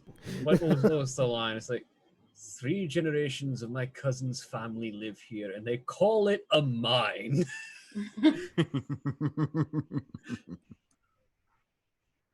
But what are you wanting to do over the next 2 weeks as you head home to Taram? Scott, everyone's weird. Hang on, let me fix that. Oh. I assume at some point somebody. I mean, to an extent, I would. Yeah. I assume at some. What is normal? Oh, I'm to tell you now. I would really At some point, like someone's to camera changed. I guess. turn into a goldfish. And just see how that works in the mountains. Just I definitely would. I mean, Congratulations, you start to suffocate. no, I can do it in the water that we're carrying around all the time. We have like provisions. Do you? You know what? Yes, at one point, walking is tiring. I'm so glad I planted this. Just All right. So in the midst of walking through the mountains, you all hear a phoom, and you turn back, and there's a goldfish on the ground. I'm hopping over to the. I had like set down a water skin, like with the lid off. Yeah. Are you bloody joking? Oh god. I'm going to mage hand pick up the goldfish. Okay. I find the tallest cliff. What's the constitution score on a goldfish? Oh. We'll say it's really? like 2. Yeah. You have 2 minutes. Yeah, no, I'm waiting until this thing can't breathe anymore and turns back into a princess. wow, this is so. Would you terrifying. prefer that I kissed you to turn you back? I should be a You better are- story. You are suffocating right now, Titania. But yeah, Carolina, put her in the water, please. Otherwise, you're torturing my girlfriend. It is a valid point. And I don't appreciate that. I If will you're going to flick her in the air with the hope that the air time to go into the water skin is long enough to turn her back into a princess, because she can't last that long before. I she like the gets idea 1 that you point think of you're going to damage. catch her in a water flask. Gent will try to interpose if it doesn't look like Titania's going to hit the water and deposit her there if possible. I am a fairly athletic person. I assume that You I are. can and do essentially a Titania, softball hockey. Unfortunately, it doesn't take 2 minutes for Titania to go up and then come back down. Yep. So D&D breathing rules are stupid. they are. If you're going to, Caroline, if we were going to just force her to switch, it would have been easier just to and kinda just to step on. I'm swimming around underwater. Gen's carrying a water skin with a Valdeth fish. looks at the water skin and is like, you know, Titania, you're going to burst that water skin when you I turn can't hear back. you. I'm underwater. Sound travels faster in water. It does, but I don't think goldfish hear that well. No, they don't. Murkier too. Distorted. Going from out to in. Burst is the fine. water skin. Yeah. Like, Next time you're at a pool, William, stick your face underwater and start talking and see how well people can hear it. I mean, they can hear the sound. They just can't understand you. I'm swimming around in there. I quickly realize that it's really boring. Also, in here. it's like a few ounces of water. I It's a know. water Dark. skin. It's dark and there's not a lot to do in there. This is not as much fun as you thought it was. She's going to burst that water skin when she turns back. And we're going to be Course she down a is. water skin. I don't Of know course when we are. either. But telling her things doesn't help. Nothing helps. In fact, this won't help. She'll do it again. Or something similar. In this case, my opinion would be, aside from being down a single water skin, which I think we can manage, she's not hurting anyone. Oh no. It's Actually, be hang on. fine. What level of Why would she what turn level of into a druid You're are you? doting. fish? What level of druid are you? Tanya? 8th. You're 8th level. Okay, yes. So you don't. You have no 4 restriction. hours. You have no restriction on what you can turn into either. Nope. Yeah, that's true, because otherwise you couldn't, because it needs a swimming speed. Right. I started being able to swim a while ago. Yeah, no. Swimming is at Yep. 4th level. Flying is Why the one. Why that not you turn need into to- something that can walk through a mountain? Or like, Maybe she was tired of walking. What about flying? Or something that could hang off of one of us. I don't know. I just feel like a goldfish is so bad. Speaking of people that are tired of walking, you see off to one side, Kenna is riding on this large metal disc that is being towed by Rybar. Yes, ma'am. Yes, ma'am. Gent's going to step up closer to Valdeth, flip his hood, the hood on his cloak up so that there's less view of where his mouth is, and have a very quiet conversation. Yes. Valdeth, love. A thought that occurred to me. Given that the existence of the gem is, I assume, known only to our company, and also considering the attractive nature of the hazard that we recently discovered, I think we're going to have to pick very carefully who we choose to trust in our research once we get back.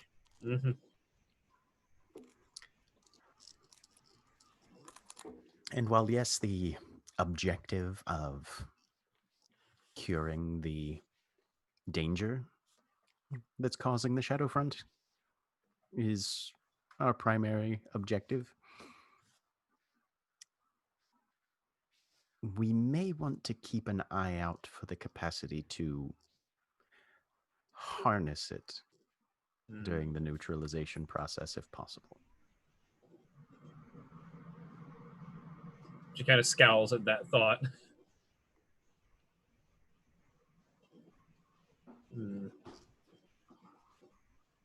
We have a leg up on this, in that apparently we're the few people that actually know the first step to take in finding the solution to this. And while I am aware that despite my venerable age, hubris is still one of my faults, You're barely older than I am right now. Kind of a half wry grin.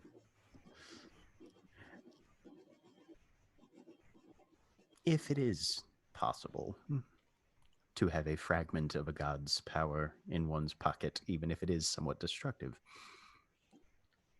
there are a number of efforts that I believe interest us both individually and collectively, to which that sort of power might be able to be applied in the accomplishment of. I'll be honest with you. I don't really trust any of the major gods. Oh, no. And I don't. Eidos is at the top of the list of gods who I don't trust. I can trust Eidos. Eidos She does one is- thing, and she does it very well consistently. Yeah, and that one thing is a thing I'd rather she not do. Ah, Just because you don't want her to Eidos do it is- doesn't mean you can't trust her to do it. Eidos is We towards can the also top of trust the her list. to deceive us into helping. And since we're outside the bounds of the kingdom, I feel like I can voice this. I'm not entirely sure I trust our head of state very much. At which point there is a psh, and the two of you are covered in water as Titania is back to full size. Huh. There you are, darling. Refreshed? Yeah. A little wet, but You are. So, So are am you. I. So It's are fine. you and Valdeth. for a bit. Probably kind of brushes water off the armor. Fortunately, this doesn't rust. It's magical. I wonder if Aether... No, probably not. Still hasn't learned that trick. What you talking about? Future plans on what we do with the fragment. Fragment of what? Eidos. In the lake.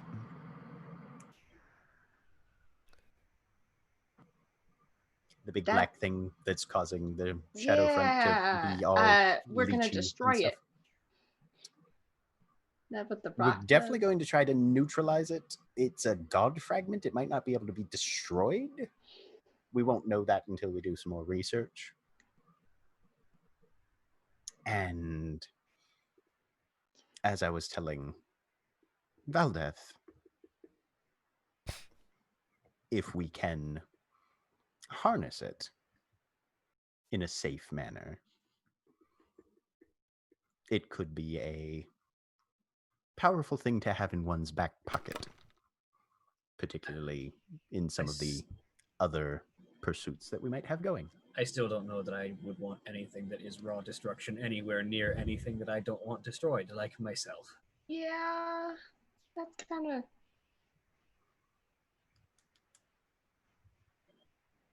Like, I don't know how, like, no matter how many safeties you put on raw destruction, by virtue of being raw destruction, those safeties will be destroyed and it will be less safe, and then eventually you're just next to raw destruction. It's true.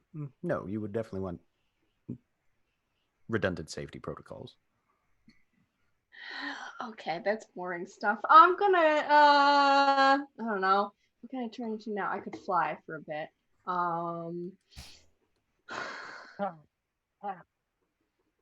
Your hand is covering the mic, so you, like, your hand is blocking the mic, so. cat. Chat, yes. Turn into a cat. Or Turn into a cat of some kind. One of you. I might go hunting for a bit, actually. Hang on. Bye. I turn into a panther again Yes. and head off to go hunting. As Titania goes hunting, Valdeth looks over as she walks off, and then looks over again, and not to be rude to her family, but I don't think I trust the head of Tehran either. Quite frankly, the only divine thing in the entire list that I trust is Everstone. Of course you do. Hmm. Nationalist. No, she's definitely not a nationalist. Knowing her opinion of the state, it's the city she does not like. The But god, yes. however. I've often wondered what sort of bullet one might need in order to kill a divine, and, well, The subject many researchers have gone on endless quests to discover. Few have ever found the answer. One of them is in a tower in a frozen wasteland. Most D&D parties ultimately conclude the answer is a lot of them. I mean, yeah. It's less about quality and more about volume. Legit. I mean, if you ask one group of high school teenagers, about 20 of them. Or one really good one. Yeah, one really big one from a demon. Insert Batman joke here. Anyways. Over the course of the next few weeks, you traverse the mountains relatively safely. Most of the predatory creatures that live in the mountains aren't the kind to come out with this large of a retinue moving through. Like if there were just you guys, they would probably attack and either be killed or repeat to shreds. But when there's almost 20 of you, there's like 16 of you right now. They're just gonna wait. They're gonna pass. Conversely, that means there's not a whole lot of prey for you to find, Tanya, as you're hunting as a panther, because again, there's a lot of people moving through the mountain, making a lot of noise, and they're just gonna hide. And while you have the senses of a giant wet panther, you do not have the knowledge of burrows or hiding places that a natural panther might. I'm off doing that for a while. Gen's going to be keeping an eye out for mineral sources as we do our hike. That's probably going to be his big thing along the way. Yeah, Val is probably also looking for ore. Survival check, both of you. Oof. Now you don't ask for investigation. I'm shit at survival. 19. Ooh. Oh, 13. I thought I got the 19. But still, 13's not too bad. You don't find any more surface level ore veins. You imagine there are certainly more ore veins in this mountain, but you'd have to get inside it to find them. Would stone cutting apply to this roll? Yeah. Then that would actually be an extra 6. That'd be a 25. Cool. You know exactly where you'd need to dig. Yeah. Like you're like, yeah, there's a vein 40 feet down right over there. Give me 5 days. Don't have the time to get there, yeah. Like, I don't have a pickaxe, but it's there. Like, I know where the ore's at, but we've got none of the tools to get there. That's what I was afraid of. Well, other times, I suppose. Plenty of rocks, though. Lots of rock. One day I'll show you the breaking grounds, and I think you'd have a lot of fun down there. It's a date. The breaking grounds. A BDSM dungeon or a mine. One of the two. Or both. Okay, no. Yeah, like... Because there's a lot of safety concerns if you're using if you're hosting a BDSM dungeon in a mine. I mean, but you would have the best supports for like anybody doing like the rope tying stuff, which the name I can't remember at the moment. Or maybe it's just a minor themed BDSM. No. We found Nikki's hard limit. As in mining, not yes, minor. I know, mining. but still, like, Yeah. just not enjoying the wordplay at all. Yep. I'll veto that one. Anyways. Valid. The breaking ground is where you find everything shady in Everstone. Because it's where they're still building everything. I mean, technically, as soon as you get below the first level, everything's shady. I mean, yes. Okay, now I have to object to the wordplay. Anyways. So yeah, the next few weeks, you don't really have time to stop and do things. A whole lot of things like even looking for ore takes a bit of more time than you're necessarily comfortable with in the mountains. But after a couple weeks, you eventually slide down into the foothills of Taram. And back to this map. So Home sweet home. you are here. Coming up towards Morvic Dune. Okay. Yep. You can actually see the upward raised crater edges of Morvic Dune beyond the forest that is just to your left. If you were to head north through the forest, you would eventually end up at Ilhanadur. If you go, you could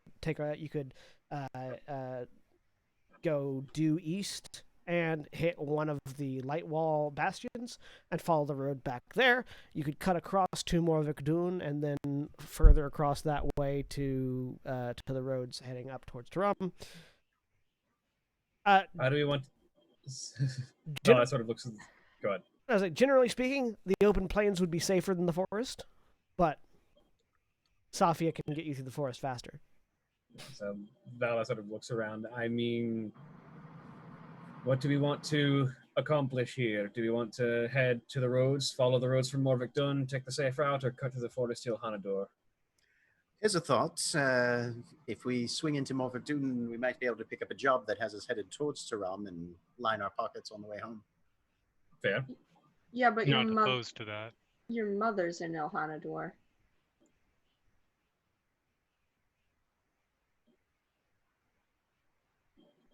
And you look old. Side note, if we head to Ilhanador, we can get teleported to Taram. Mm-hmm. I don't know if that was a part of a conversation. I think Scott just totally just pops in it. Just like, and you got old. I mean, if you want to That's deal true, with the age thing, you'd always head to the Arcana Mysterium, No, veto. which would also be an excellent place to do research about magical things to do. But Still.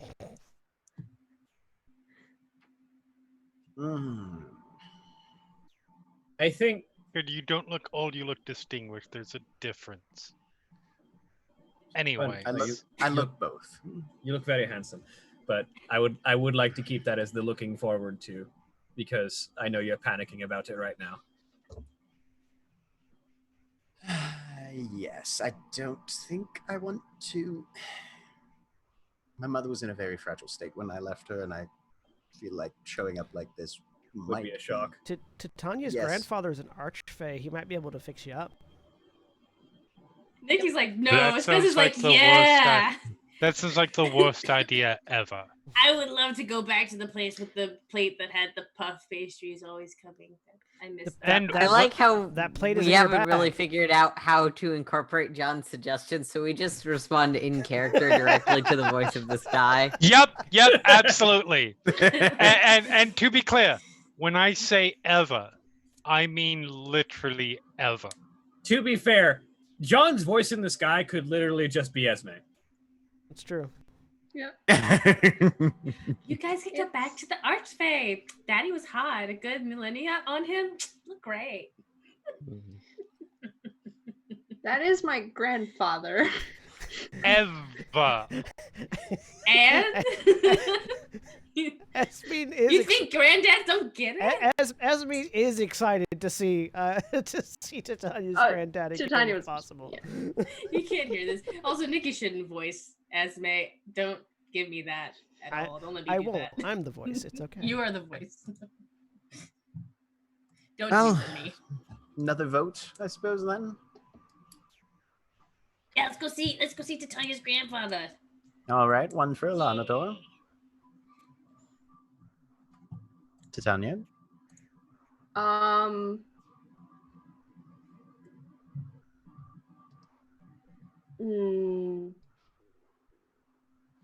Yeah, Ilhanador.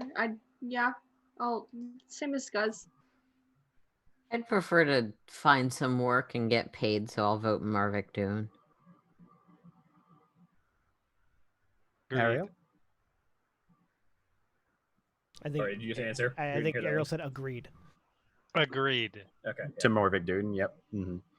Ithram. Any place that we would be able to perhaps research on the way, but I am more inclined to head to Morbig Dun for at least a bit so we can get some money for research when we do return to. If you vote Morvic Dun, then Yes. Ghent. If you vote Morvic Dun Ghent, then that swings it entirely.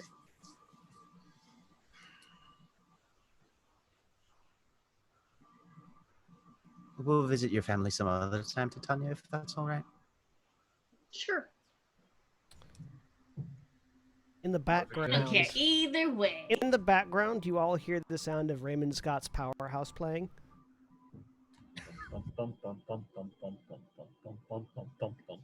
Do you turn to look? Yes. Sure, yeah. If that's actually happening. Yes, it's actually Yeah. happening. I Okay. do not understand the reference. Me Uh, either. Dun, dun, dun, dun, dun, dun, dun, dun, dun, dun, dun. Oh, That Oh, song okay, is called okay. Powerhouse. Hmm. It's the industry happening music. It's the Looney Tunes industry happening music. Yes. Okay. You turn and look, and the sound is coming from a speaker system built into a 6-person bicycle that has helicopter blades sprung out of the middle of it. I'm sorry, what? That Cadogan has just finished putting together. I thought I ate something out of Titania's bag.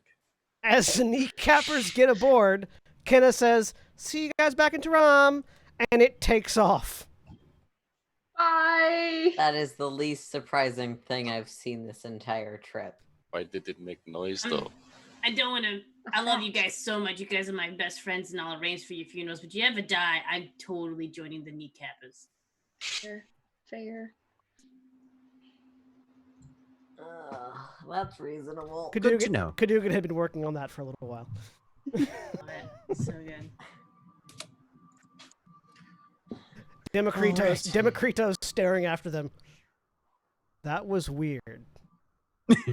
Thank you. But cool. It was very impressive, but There, yeah, odd. I put it at least 70% odds that that thing explodes. Off of the distance has a in the air. It's still going. Nobody's fallen off. No, nobody's falling off.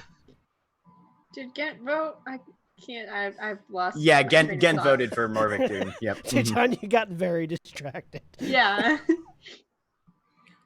Oh, then this is where we part ways. We were planning to head to Ilhanador anyways. So, good luck on your travels. Same to Right. you. You as well. And the Iskra turns into a werewolf, and the rest of the Wild Pride run off into the woods. See, I'd join that one. This Nikki's not there, but discuss. Just quietly. All right, let's get marching then, shall we? It'll take you a couple days to get to Morvic Dune. And you are once again on your own. So, who's keeping an eye out and who's leading the way? I assume Ariel's keeping an eye out with her passive perception of 22. Correct. Okay, so who's leading the way? Oh, I can follow a road. So that's, Can you though? that's the question. Are you going on the road or are you cutting across straight to Morvic Dune? I think We can cutting see across- the crater, you said, right? Yeah, you can see the crater. Probably just cutting straight across. Yeah, because Yeah. Yeah. cutting straight across will I save have you no a day. doubt that Titania can follow the road. The question is whether she can follow the road for more than 5 minutes. Nikki, because Near you the road. Nick- You kind of like go. because you missed it, the Wild Pride headed north into the woods, and Titania mentioned to Scuzz that they're the one Titania would join. Because they mean- turned into werewolves. Oh, one of them did. I mean, look, if Nikki had a choice, Nikki would absolutely be joining the Wild Pride. Like, no, hands down. Would have just been like, I didn't realize there was a better choice. Deuces. Yeah. But you head across the plains to Morvikdun. It takes a couple of days for you to get there. As you're setting up camp on the first day, Ariel, your passive perception of 22 lets you see that off in the distance, not in the woods, but there is a camp next to the woods that looks to be like a hastily constructed fort along the tree line. Okay. It's not even. It's like it'd be like a couple hours walk from where you're camping.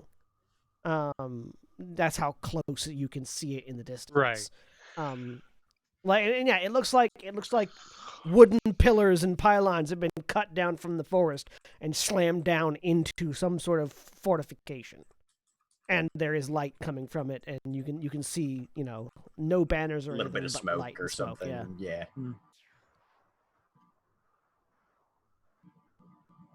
Heads up, there may be other forces, and yeah. Does that look like the textbook definition of a bandit fort to you? Sorry. Yeah, my dog has decided that. We're enjoying the It's fact just now that Ithram is now being played By dog. By no. Toki. This is oh my god, Mal. Yes. Yeah, this is Mal. Mal has just been re-summoned as a dog. Oh shit! We could have flown Mal into the fragment of Eidos and seen what happened. No. No, I thought about that and I decided better against it because That's probably smart. don't I know like my bird. how efficiently it destroys.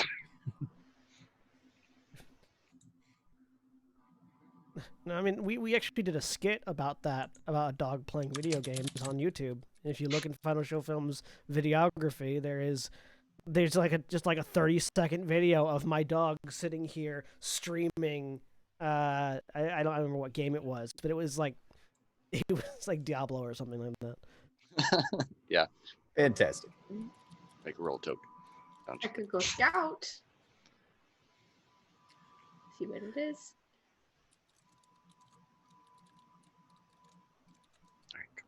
I feel like, again, it sort of Right looks there, like Dad. textbook definition of a bandit fort.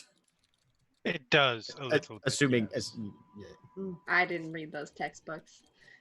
What? Or we could just go look. I mean, it's not always what you assume. It is It is- often Oh, we enough could that it's just- probably not worth the risk. Or we could just continue on our way, keep an eye out for, ambushes, and end up Okay. where we intended to end up all the time. This is what we call the rational mode of Yeah. Also, Not if it the isn't a idiot bandit mode. fort, we're just intruding even though we have no reason to be there. If it is a bandit fort, we have Let's to go fight a load of inside. bandits. Just go around the outside. Do we want to? and then be It's definitely a fort, and they will definitely have questions, even if they're not bandits, which they definitely are. if we're be like a sneaking around this badger. side, they will assume we are bandits and then will attack us. No, I was just gonna go as And a we'll badger. have to fight It's a whole fine. bunch of bandits or not bandits. Do you want to pass without trace then, since we're so worried about bandits? You noticed this Probably as you useful, were. yes. You noticed this as you were getting ready to stop for camp, by the way. Oh, Yeah. What it means is we're going to keep watch tonight very, very carefully. Ithram, Yes. I feel if you have time this evening, we should re-network our link pearls to just us. Yes. Yeah. I think we're far enough away that we won't be able to communicate with the other McKenna, individuals. bye. But I tried No- real no- quick. Nothing. No, They're okay. way far I away from tried. you. Carry on. But we should, just for prudence sake, re-network them. yes. Also, so that you're not in the middle of Taram randomly. And hearing Kenna you hear talking, yeah? the middle. Right. You like sort of cut into the middle of a conversation with Kenna. Like, Right. Where are you? I'm in the bar. What do you think WAP stands for? That sure was a callback. It's my favorite right now. It's like Kenna would absolutely be like, "Why wouldn't you guys tell me?" And all of them are just like, "Don't tell her." Wyverns and pterodons. Yep. Wyverns and Terra. Pterodon doesn't start with a P. No, Yes, it it starts does. with a T. I know. Yeah, yeah. Yeah, it does. Yes, it does. It's I a think that was silent the joke. P. Yep, that was it. Anyways, so as you set up camp, are you lighting a fire? Within ourselves or physically? 'Cause, As in I'm not campfire. necessarily lighting the fire, but I am going to cast alarm. I was gonna say, I know if everyone has a better anybody spell. looks like they're preparing to start a fire, Gent Yep. will caution them against doing Let's so. let's keep we a didn't cold start the camp tonight. fire. No. I don't know the song. I can't do it. Sorry. It was always burning since the Since the world world's was. been I turning. can do the entire song. Yeah, so can Yep. The I don't whole deny it. thing. I do not deny it at all. I'm not sure why it showed it twice, but I will Yeah, cast let's- alarm around our Yeah, camp. let's keep a cold camp tonight and with full magical precautions if we don't mind. All right. Do we want me to enshroud us in a layer of fog then? That might draw an amount of attention. You are on an open plain. Yeah. Yeah. I don't need sleep. What's Scuzz says, What's this weird fog bubble? Let's go investigate. Well, it doesn't No! have to be a bubble. But yeah. Says the bandit equivalent of Titania, as the bandit equivalent of Ariel is like, no, that is dangerous. We will definitely get into a fight. we will die. Then the bandit step in equivalent of Ghent goes, yeah, that's the point. We're bandits. And then the bandit equivalent of Valdeth goes, you know those are adventurers, right? They And will Bandit murder Scuzz us. has already jumped in there. I like in our rich narrative, everyone has a bandit alter ego. Oh, We think that's true, but let's be honest, this is really the, what was it, Beckerland? The Yeah, Beckerland bandits. Beckerland yeah. bandits. Beckerland Yeah. bandits. They're It's We really could have them. about the same conversation. Would they, though? I don't think they're smart enough for most of that conversation. And the ones Fair. who are wouldn't speak up. Okay, that's fair. they're still trying to get their kobold out of a painting. Yeah. 7 iterations of Gran Terra later, they're still gonna be. Yeah. No, they're current. With Oh my this god, game. it's the painted world of Ariandel/Ariamis, except Yeah. for it's full of bandits. They're concurrent with this game. Like the Beckerland bandits are active right now, but in Beckerland, which is in Morn. Yes, but Gent's if gonna it's the take painted first watch. world, it survives when this inevitably ends in the death of everyone. It's true, except for the fact that they decided to burn it to get people out of it. I'll take third watch. Right, I second. forgot about that. Skuzz had mentioned that Skuzz doesn't need sleep. Does that mean Skuzz wants to be on every watch? Scuzz speaks in third person. I mean, he is well rested, and I mean, technically he does need sleep, but he gets like the 4 hours of like meditation sleep Yeah, that elves now have. it's not sleep. It's just you low activity for 4 hours, which can I include. go keeping in watch. energy saving mode. Yeah, which can include keeping watch. Yeah, Scuzz will stay awake the entire night. Right. The little Scuzz phone battery goes to the yellow thing where it's Mhm. like not doing all the background His tasks. vibrant green turns a little warmer, so it doesn't like agitate your eyes. So you all get- I will join one of them. Doesn't matter. So Gent's on first, Titania's on second, Ariel on third. No, Titania's on third. What's on Titania's second? Titania's Aether on third. was Ariel's on third. second. Who's on first? Who's on I don't know first? who's on What's on third. second? I don't know. Yeah, what's I on don't know third. who's on This third. is That's a on very first. good bit. And Scuzz's short Um, stop. She'll join. She'll do first watch. Oh, Then- okay. So So you two on first. Gent, that's fine. Ariel, and Skuzz on first watch. Go ahead and give me perception checks, all three of you. It's already there. Whoop.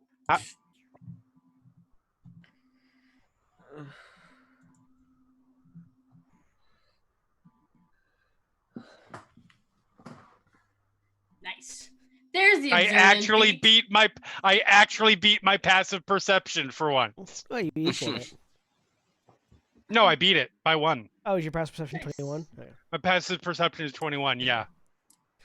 Yeah. No, I have to roll a 16 or better to beat my passive Well, perception. there you go with the 22. So 15 and 22, 7. Again, it's dark, and your eyes your eyes have gotten weaker over the past little while for some reason, and you get the feeling you're probably gonna need My God. glasses. Fucking garbage. Ariel. Yes. If I get this fixed, are you going to go back to treating me like a joke again? Was I treating you like a joke before? Felt like it from time to time. I might just be misreading.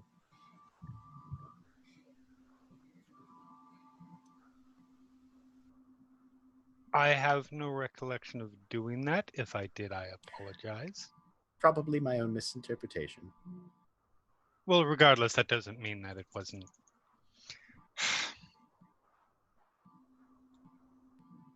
My entire point with this whole thing is well, 2 things. 1, you're not as affected as I think you may feel, and 2, it literally changes nothing. All right. That's good to know, at least.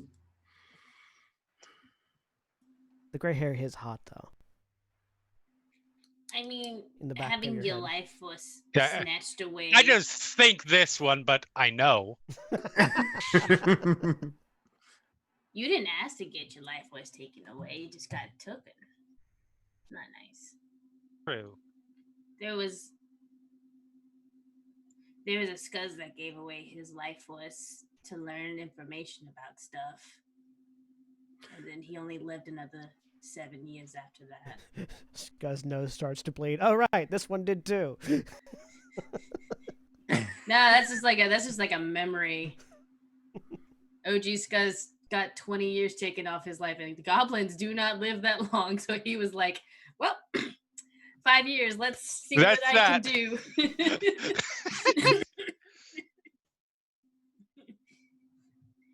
but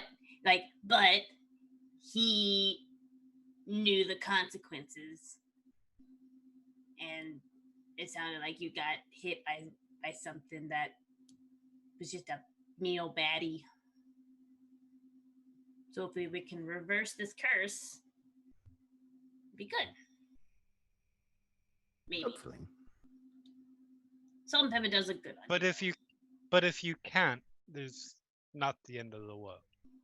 No, I've...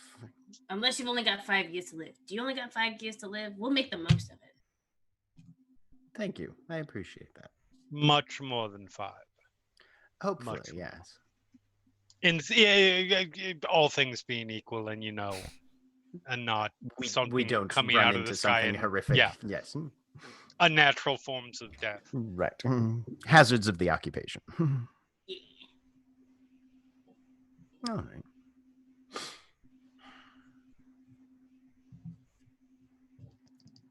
And then he'll just sort of stare off into the dark for a while. You have to ask, what have I said? Because now I'm curious.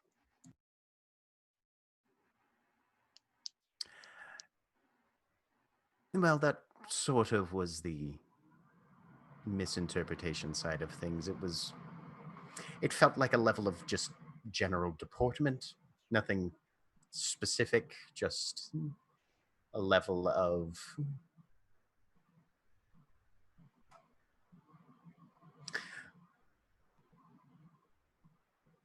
I'm used to being devalued and stepped on for a long period of my life.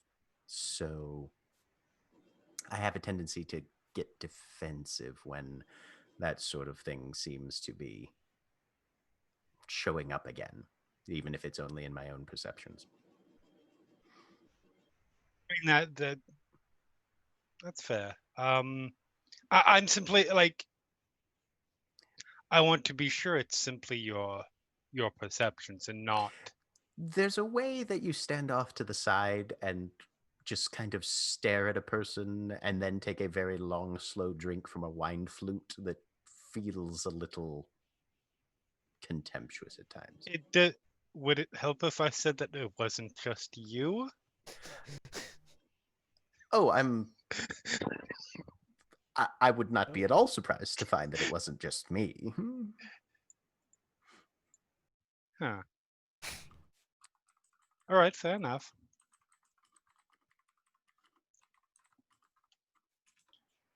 And given your history and career, what little I know of it, there are certain individuals we associate with whose approval is a bit easier to earn, I think. And so your opinion can at times feel a bit more significant.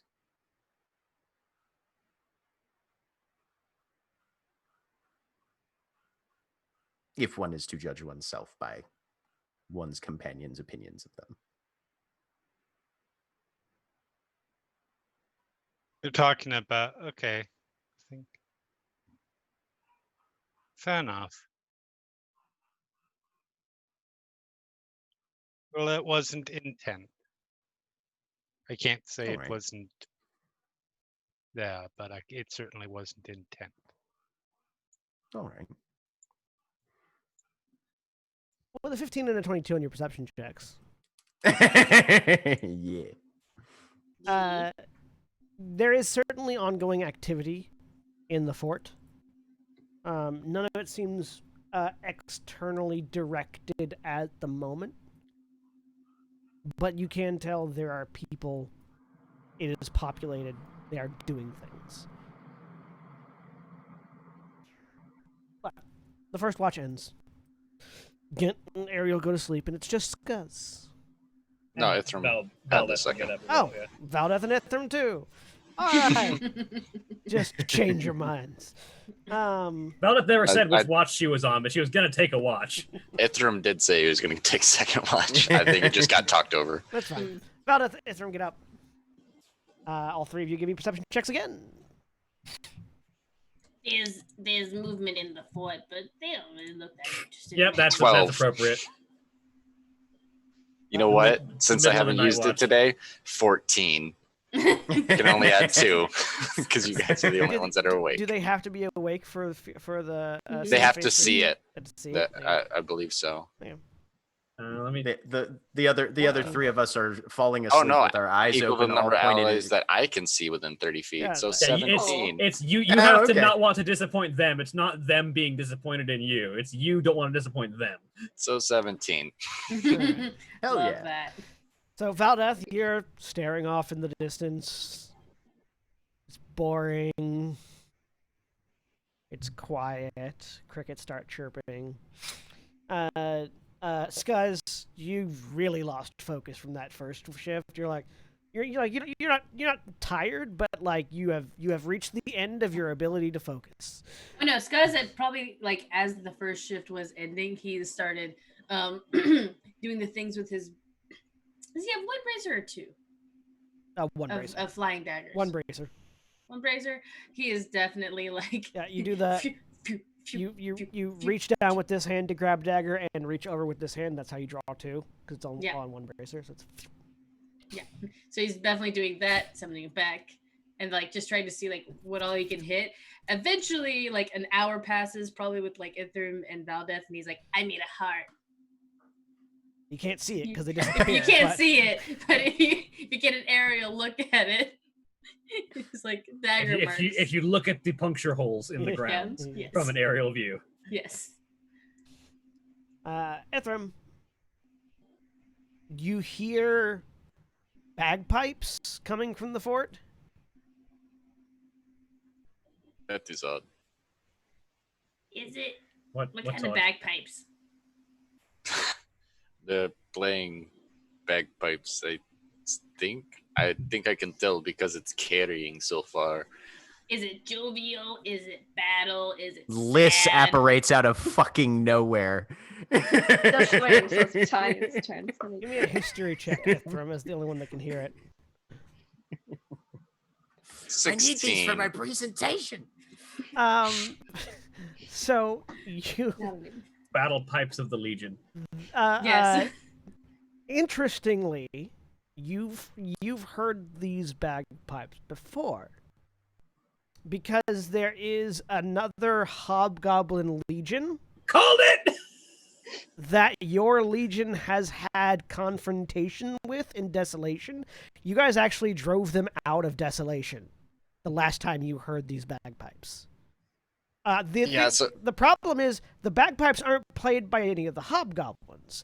This particular Legion has a contingent of bugbears, and the bugbears are the ones that play the bagpipes. Which is why they're bad. Bagpipes of the Legion. I called it. I mean, Battle aren't they pipes. technically aren't they technically bug pipes at that point? No, because it's the bag. They're your You recall particularly the lead bagpipist who you think this is a bugbear named Tagalog. Where have I heard that name before? What I remember, since he kind of, you see a weird quizzical expression scrunch up on his face even more, and then so would I know when they would play these bagpipes, like before certain things are done in a Legion, like before an attack or after somebody died? Before an attack, like this is their pre-battle ritual. I literally called it. He's their hype man. He's their hype man for maximum hype. All he needs is to be on the front of a speeding vehicle while flames shoot out of his bagpipe. Right, exactly. Anyways, The bagpipes do shoot flame. Yeah, yeah. Perhaps we should wake everyone up. You do know that the bagpipe celebrations tend to go for like 10 hours before they actually launch any attack. Oh, okay. That's part of the reason why your Legion drove them out, was because they couldn't stand stop fucking playing the fucking bagpipes. 10 hours of bagpipes before every fight. You interrupted us. We got to start all over from the beginning now. Well, just started. We can finish the night. Oh, did they like start now and then and when dawn breaks and they enjoy their music before an attack is had, generally for a few hours. So thinking about it, like looking at the location of the fort and like nearby structures, I doubt an entire Hobgoblin Legion is going after one camp. Would I suspect they're preparing for an attack on Morvikdun? Make a history check. Scuzz. Also, for reference, Ithram, this is the Pounded Steak Legion. 7. I'm not rolling well today. Yeah. Scuzz. Do I remember anything about their numbers when we drove them off? They significant, few thousand, but they are fortification builders. That's why they're called the Pounded Steaks. Yeah. They build up, and they're also siege experts. So they're good at putting up fortifications, and they're good at tearing them down. With a 7, you can't think of any place else that they would be attacking. Like, it's either you guys or Morvikdun. I don't think they're going after us, because that would be a waste. Scuzz is sneaking over. Please don't. Make a stealth check. Yeah. 26. You don't even notice Scuzz is gone. The thick thud stops for a second, and you look, and he is not there. You're like, God damn it.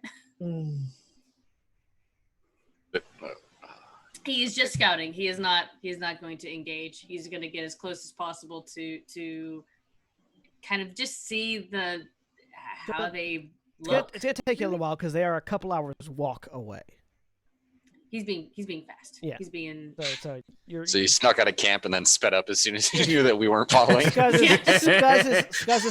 is Naruto running across the plains. We are fighting dreamers. Meanwhile, the bugbears are all like, well, fortification area 51 is up and running. I think everything's going great. We're about to run into the Hobgoblin Imperial Fists. God damn. So, Aether and Valdeth, you're still talking before you notice Scuzz is gone. What do you think the odds are that's prepping for an assault on Morvikdun? Unless they noticed us and decided to try to confuse us, it's very likely. There are no other settlements. Would an entire Hobgoblin Legion go after a 6-person camp? What? Yes. Probably not the entire Legion, but that is just the ones that are playing the bagpipes right now are just a detachment of the entire Legion. They could just be them preparing to attack us. An entire Hobgoblin Legion. If they're going to be playing that for 10 hours, I think everyone will be up and ready by that point. Yes, we should be up, ready, and a few hours on the road by the time they actually decide to attack. It's at that point the two of you know Discuss is gone. Is it quiet? Where the... Okay.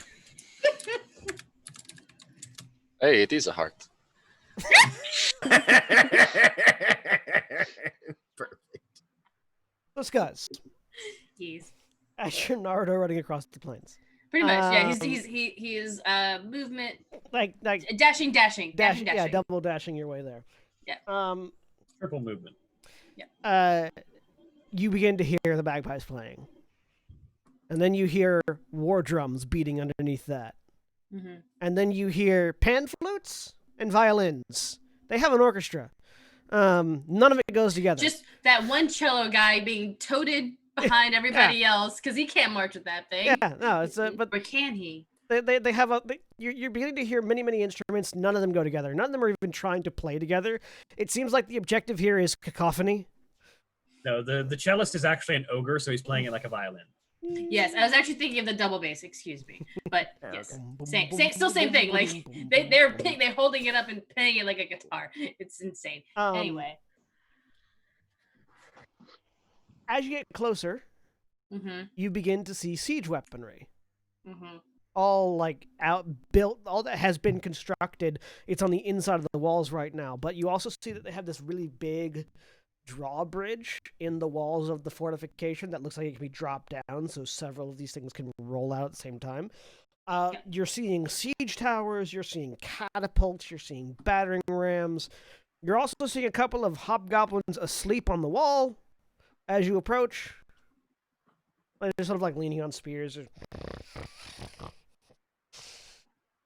Duckman would be so mad at you.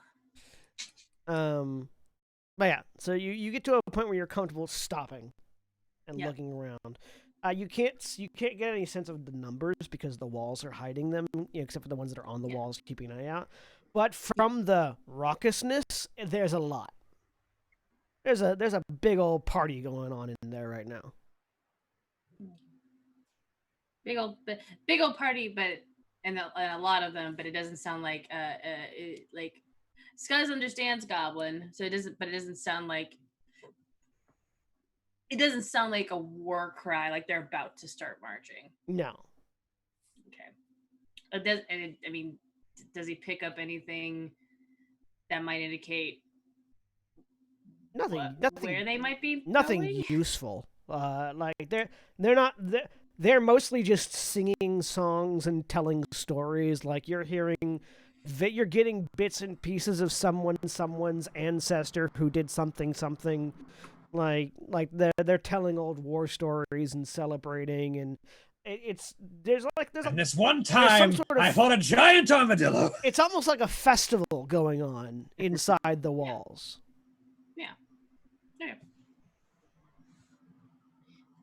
Yeah, he ain't gonna engage in that. That's stupid. Make a perception check. Yay! 23. It's hard to make out because of you can tell they have several campfires on the inside, but you do see the silhouette of something stand up, and it's as tall as the siege engines, and it picks up a barrel that is big enough to fit in its hand, and like punches into it with a finger and begins drinking.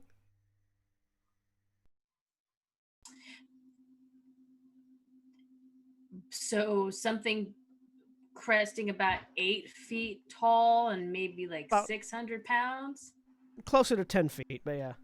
10 feet, 600 pounds? Somewhere around there. That's bad. Okay. You found a hill giant. Yeah. I'm not going near a hill giant. I've experienced once with a hill giant. Never again. Scuzz begins talking to himself. No, it's like, well, yeah, it's like, look, he's doing the Naruto thing where he's sitting there just like soliloquying to himself in his head, voiceover bullshit. Anyway, yeah, he runs back. Right. Naruto runs back. While Skuz is running back Valdez to Ithram, you wouldn't happen to have any sort of like messaging magic, would you? Messaging magic? No. I had planned on looking for that when we return to Toram. I was wondering if you might be able to send a warning ahead to Mordvik Dun to be like, hey, hobgoblins might be about to attack you. Would Mal be back from where I sent him before yet? Nope. Nope. Okay. Yes. No, the only way that I could do that would be with Mal. No, Mal's going to be gone for a couple weeks. Yeah. He will be gone for a while. Well, I suppose our best bet is to get marching early in the morning and hope we can at least get closer. Or maybe Titania decided to take some kind of messaging magic. Who knows? I can never tell what kind of magic she's going to have prepared for the day. You can ask her in the morning. You get back at right about now. Okay, so the two of you suddenly there's realize a Scuzz is lot dead. of them. There are a lot of them making a lot of noise. They have a so super well defended, like siegey stuff. That's what they specialize in. Yes. Yes. And there is somebody amongst their ranks that is like looks like a giant. That was him on his motorcycle, if anybody Sorry about that. Giant on the motorcycle. He is cool. Bye. No. like 10 feet, 600 pounds. Did they have giants with them back in Desolation? Nope. That is new.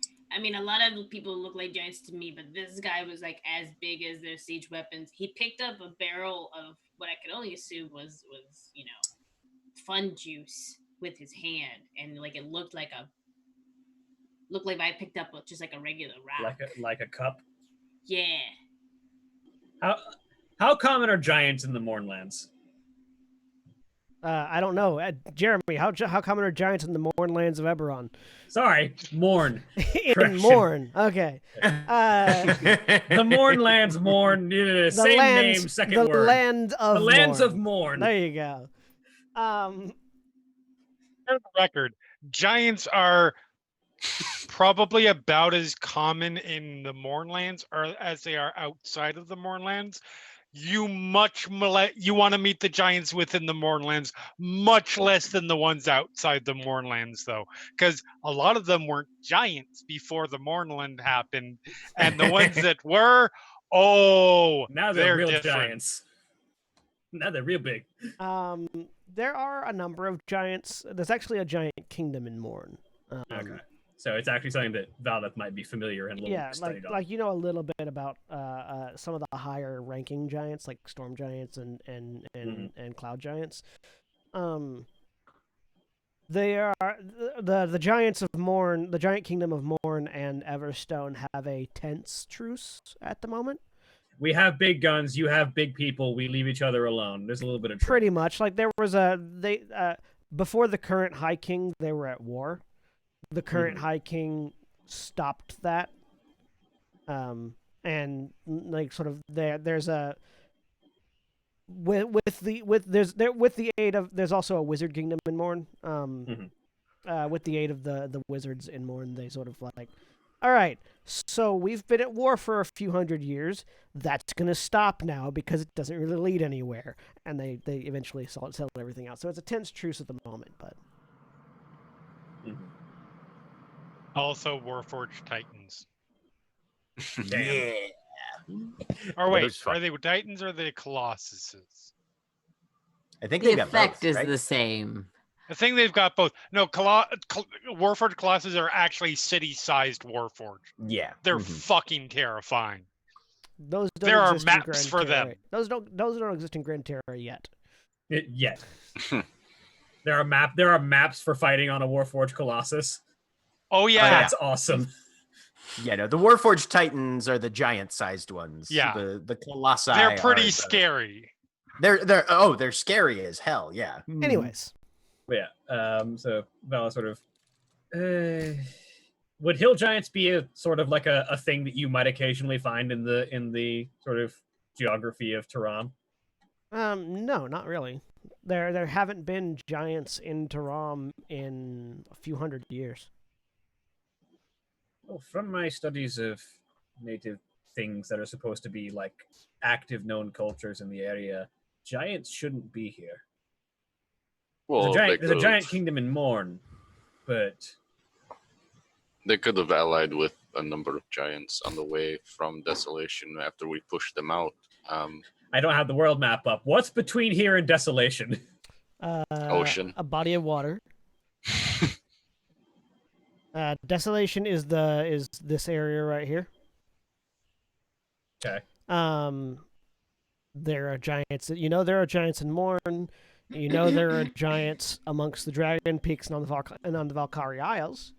There's actually several different cultures of giant in the Valkyrie Isles.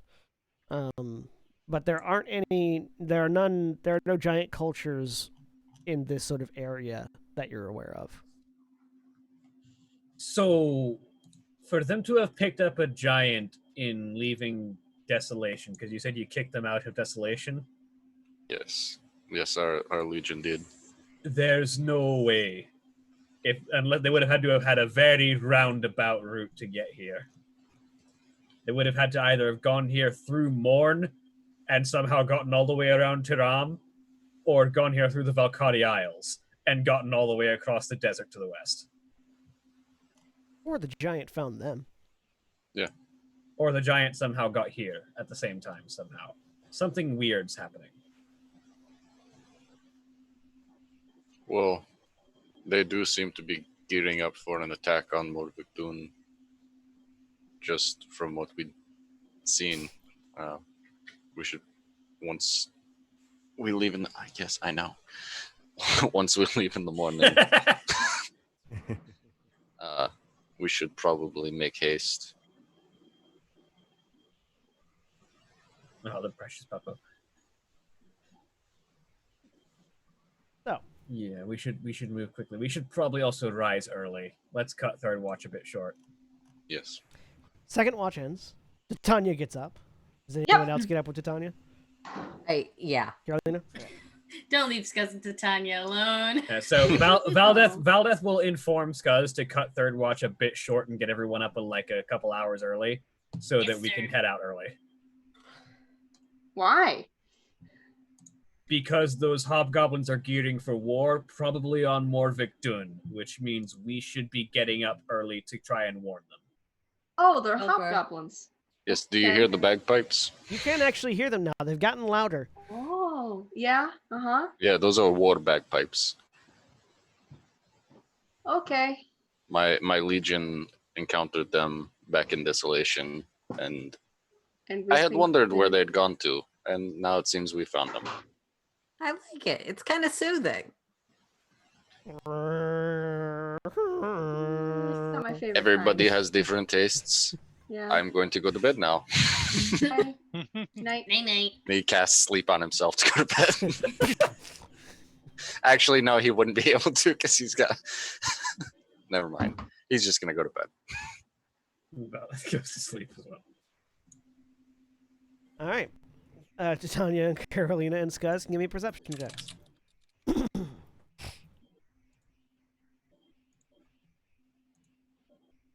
25.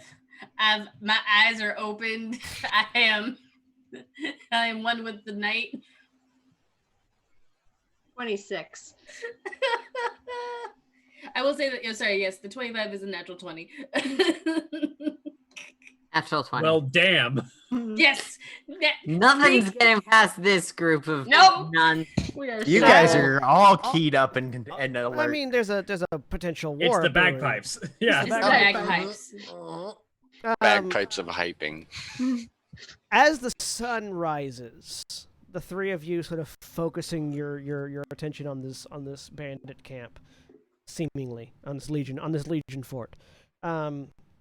You see a figure stand up in the distance, and sort of step over the walls and head into the forest, where they grab a tree and rip it up and walk back.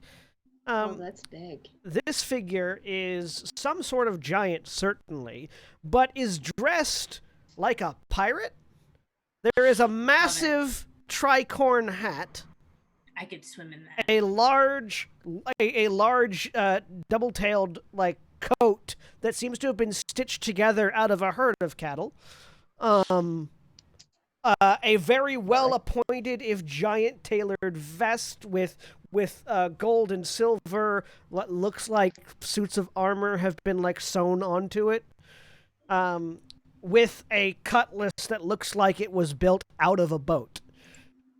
That's how they got across the ocean. As it sort of The picks up, giant sailed them. as it picks up this tree, pulls the cutlass off its hip, and slices the branches off the tree, and begins sharpening it into some sort of spear.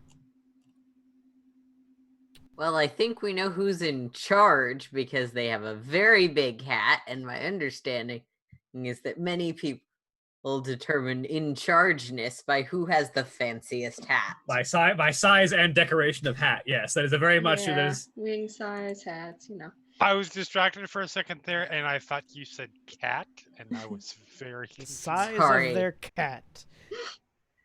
And with I this mean- with this view of this piratical giant, that's where we're going to end for this week. Say goodbye, everybody. Bye. Bye. Hey. Goodbye.